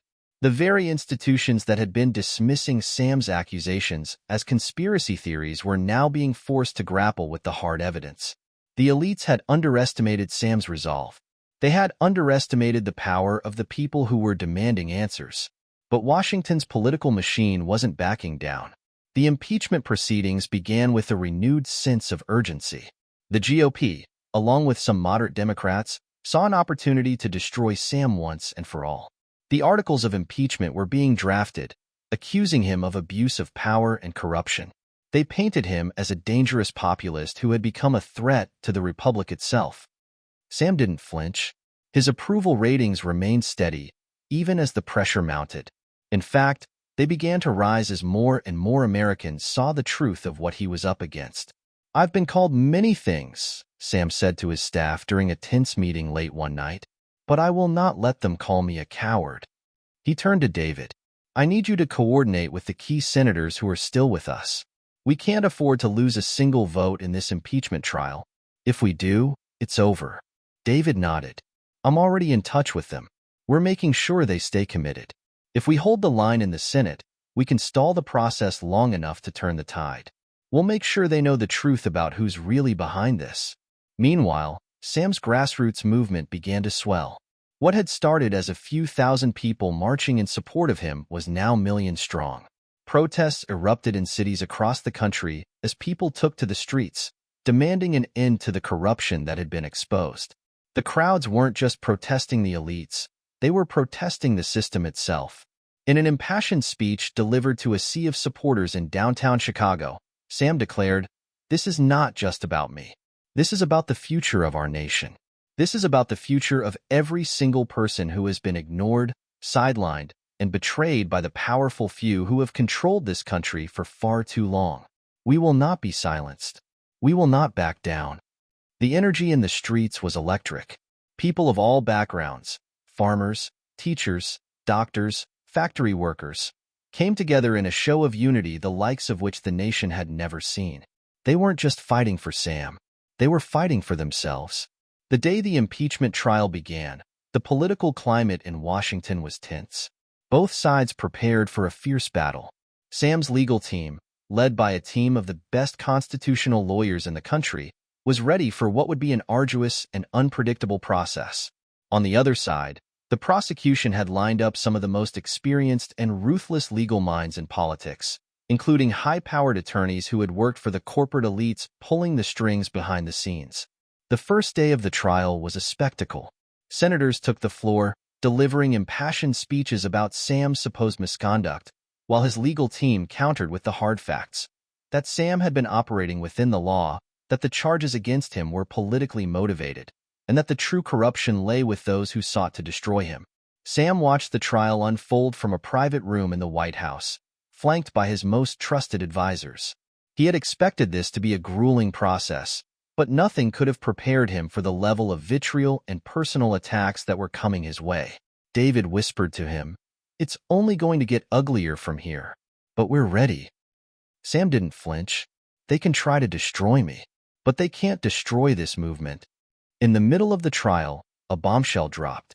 One of the key witnesses for the prosecution, a former senior advisor to the Senate, was revealed to have been involved in a scheme to bribe senators in exchange for their votes. The scandal linked directly back to some of the highest-ranking officials in the GOP and their ties to corporate interests. The revelation caused an immediate uproar. The media that had previously been focused on Sam's alleged abuses now had no choice but to cover the scandal engulfing the opposition. The impeachment hearings were thrown into chaos as senators demanded answers. The public, already angered by the corruption Sam had exposed, now turned their attention to the real culprits, the political elites who had been operating behind the scenes. As the story broke, Sam's approval ratings soared. People began to see the true picture. Sam wasn't the problem. He was the solution. And the elites? They were the ones who had been undermining the country for decades. With the momentum now squarely on his side, Sam knew that the next phase of the battle was critical. The impeachment trial would continue, but he had finally tipped the scales in his favor. The elites were scrambling, trying to cover their tracks, but it was too late. The truth had come to light, and there was no going back. The pressure was still immense. The stakes were still incredibly high. But Sam had something now that he hadn't had before: hope. The people were with him, and they weren't backing down. "I told you," Sam said quietly, looking out over the thousands of people gathered outside the White House. "This isn't just about me. It's about all of us." The battle for Sam's presidency had reached its critical juncture. The impeachment trial was well underway, but the stakes had now become much more than just political. It wasn't just about defending his administration anymore. It was about the future of the nation itself. The nation was divided like never before. On one side were the millions of Americans who had rallied behind Sam, demanding accountability and real change. They had seen the corruption exposed, and they were willing to stand up for their president, no matter the cost. On the other side was the entrenched political establishment, backed by corporate interests, the media, and a faction of the public who had bought into their narrative. The drama unfolding in Washington was now a spectacle being watched by the entire world. What had once been a political struggle had become an ideological war, a battle between the few who controlled the system and the many who wanted to break free from it. The impeachment trial continued to dominate the headlines, and as it did, the pressure on Sam only grew. His legal team was battling tirelessly to present evidence that the charges were politically motivated. The evidence against Sam had always been flimsy, but the media was relentless, portraying him as the villain in this drama. But Sam wasn't backing down. As the trial progressed, the pressure to settle, to compromise, to step aside, became unbearable. His advisors, Rachel and David, watched nervously as Sam grew more determined with every passing day. They knew how much was at stake, not just for him, but for the entire country. Rachel pulled Sam aside one evening after a long day of testimony. "Sam, I know you want to fight this all the way, but we need to think about the long-term consequences. What happens if they succeed? What happens if they actually remove you from office?" Sam's face hardened. "We can't think about what if. We have to stay focused. This isn't just about me. It's about the millions of people who put their trust in us. We can't let them down. We can't let them win." David, who had been quietly observing, spoke up. "The people are with you, Sam. We've been getting messages from across the country, emails, letters, even phone calls.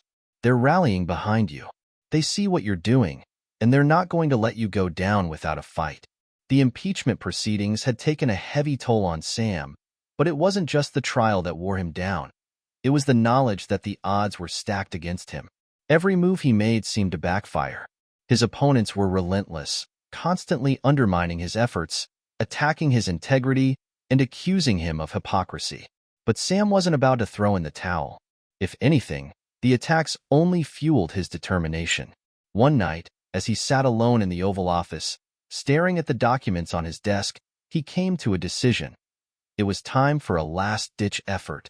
It was time to confront the heart of the opposition directly.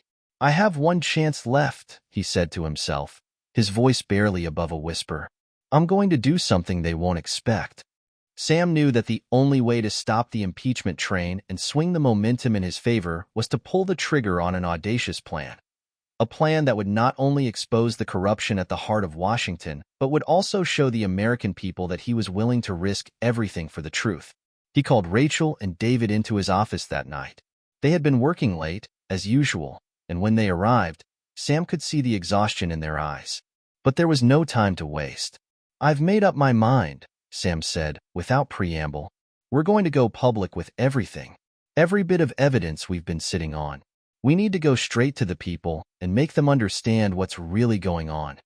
Rachel and David exchanged uneasy glances. "Sam, you know what that could mean," Rachel said.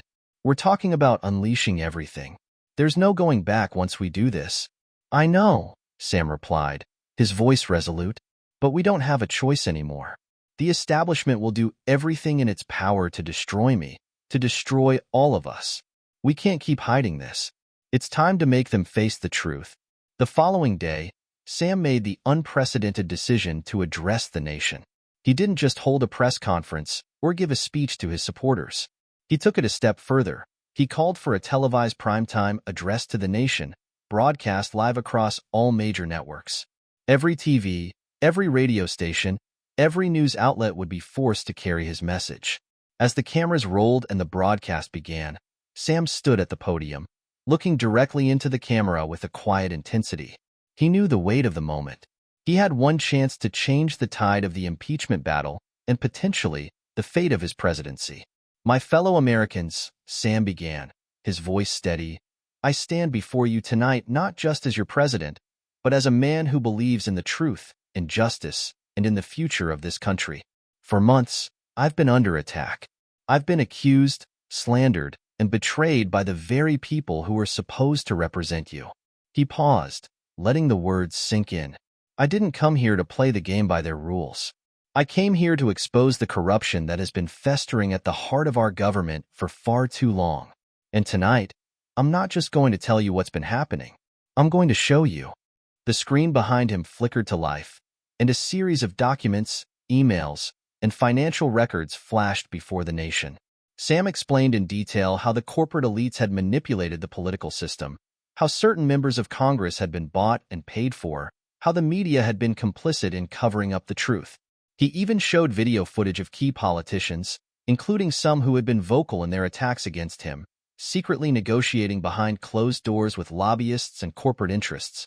The response was immediate: shock, outrage, and for the first time in months, a feeling of empowerment began to ripple through the public. Sam's approval ratings surged as millions of Americans watched in disbelief. The political elites were caught in the act, and the world now knew the truth. But Sam wasn't finished yet. He leaned forward, his gaze intense.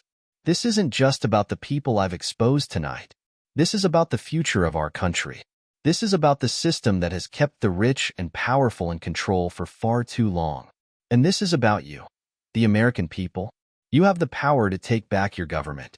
You have the power to demand accountability." The fallout from Sam's bold move was immediate. Washington was in chaos. The media scrambled to cover the revelations, but there was no way to spin it. The corruption was undeniable. Public opinion began to turn, with a significant portion of the country rallying behind Sam. They saw him not as a victim of the political machine, but as a hero who had been willing to risk it all for their future. But the political establishment was far from defeated. In response to Sam's revelations, his opponents redoubled their efforts. They attempted to discredit the evidence, calling it fabricated or manipulated. The impeachment trial continued, but now, for the first time, the pressure was on his accusers to justify their claims. Sam's gamble had worked, but the battle was far from over. His enemies were angry, and they were not going to let this stand without a fight.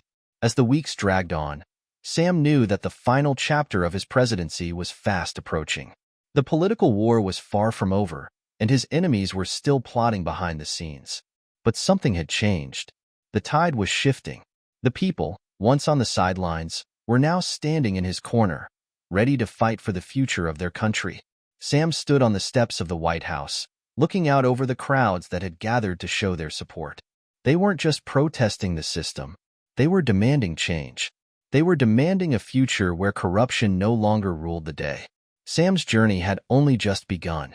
The final battle was upon him, and for the first time in a long while, he was ready to fight, not just for himself, but for all of them.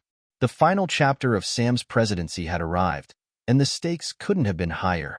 With the impeachment trial still raging, the battle for the soul of the nation had reached its most critical moment. The political machine, the corporate interests, and the media moguls were doing everything in their power to bring him down, but Sam wasn't backing down. The revelation of corruption that had rocked Washington was just the beginning. Now, it was time to confront his enemies head-on. The days leading up to the final vote in the Senate were tense. Sam's team had worked tirelessly to keep the pressure on, leaking more documents, more emails, more damning evidence against the corrupt factions in Washington. But despite the mounting evidence, the political elites were holding firm. They had too much to lose to back down now, and so the final battle lines were drawn. Sam spent his days in the White House, meeting with his closest advisors, Rachel, David, and a few trusted allies in the Senate. The plan was clear. They had to sway enough votes in the Senate to defeat the impeachment. The Republicans were almost unanimous in their support for impeachment, and the Democrats were split. But Sam's team had identified a few key senators, ones who were still undecided or could be persuaded to vote with the people, not the corporate interests. "We've been through this," Rachel said, her voice steady despite the pressure. "You've exposed the truth. Now we need to push it home. If we can flip just 2 more votes in the Senate, we can stall this impeachment indefinitely." David, who had been working behind the scenes to secure those votes, added, "The media's already turning. The corruption you exposed, along with the recent scandal surrounding Green's private dealings, has shifted public opinion. But we need to be careful. If we push too hard, we might risk alienating those moderates who are still on the fence." Sam nodded. "I know. This is a tightrope. But if I step down now, if I give them what they want, we'll be handing this country over to the very people who've been destroying it for decades. I won't let that happen." Rachel gave him a sharp look. "You know this could cost you everything, right?" Sam smiled grimly. "I've already lost everything once. This time, I'm fighting for something bigger." The Senate vote was scheduled for the end of the week. But just days before the vote, a bombshell dropped. An anonymous source leaked more damaging information about the corporate donors who had funded the smear campaigns against Sam. The leak exposed a massive web of political bribery and illegal lobbying that stretched from Washington to Wall Street. For the first time, the public saw the full scope of the corruption that had been running this country for years. Sam's approval rating surged. The public outcry was deafening. People were outraged that such powerful forces had been manipulating the political system to maintain their control. It was no longer just about Sam. It was about every American who had been taken advantage of by the elites. As Sam stood in front of a crowd at a rally that weekend, the energy was palpable.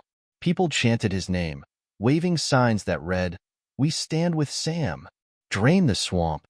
No more lies." Sam had never seen such a level of enthusiasm, and for the first time in months, he allowed himself to feel a sense of hope. "This fight isn't just mine," Sam said to the crowd, his voice booming over the loudspeakers. "This fight is for all of you. For every American who has been left behind by the system. For every person who has been told their voice doesn't matter. You are the reason I'm standing here today. You are the reason I'll keep fighting." The crowd erupted in cheers. The momentum had shifted in Sam's favor. But the final test was still ahead. The Senate vote. The day of the vote arrived. The political tension in Washington was suffocating. Sam's team had worked tirelessly to get the right votes, but they knew it would be close. The chamber was filled with senators, some wavering, some steadfast. But in the end, it would come down to the vote of the people. Would they side with the status quo, or would they side with the president who had dared to stand up to the system? Sam sat with Rachel and David in a private room, waiting for the results to come in. He had been through so much in the past year, but this moment felt different. He wasn't just fighting for his presidency anymore. He was fighting for the soul of the nation. Hours passed. The tension in the air was thick. Finally, the news came. The vote was tied, 50-50. And the deciding vote? It would be cast by none other than the vice president, Karen Foster. Everyone turned to Sam. Karen Foster had been a loyal ally from the beginning. But in the last few weeks, there had been whispers of doubt.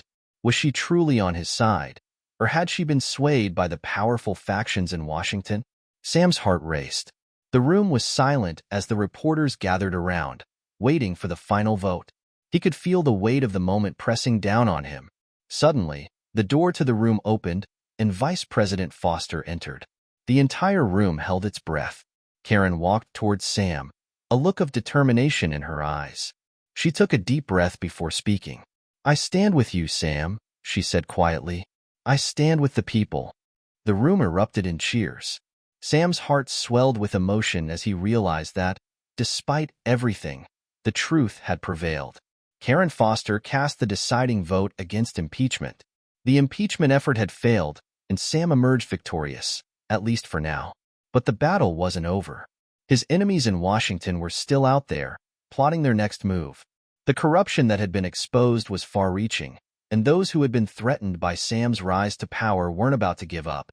The media, which had once vilified him, was now forced to confront the reality of what Sam had uncovered. The tide of public opinion had turned in his favor, but the question remained. Would it be enough to change the system? Could the people's will overpower the entrenched elites who had controlled the nation for so long? Sam didn't have all the answers, but as he looked out over the crowd at his next rally, he knew one thing. This was just the beginning. As the dust settled, Sam took a moment to reflect on everything that had led him here. The journey had been long, painful, and full of sacrifices. He had lost friends, family, and allies along the way. He had faced impossible odds, fought battles that seemed unwinnable, and endured the kind of pressure that would break most men. But through it all, he had remained true to one thing: the belief that the American people deserved better. Now, as he stood on the steps of the White House, looking out at the future that lay ahead, he knew the road was still fraught with danger. There would be more battles, more struggles, and more sacrifices to be made. But for the first time in his life, he felt ready. Ready to finish what he had started. The journey of a lifetime had just begun.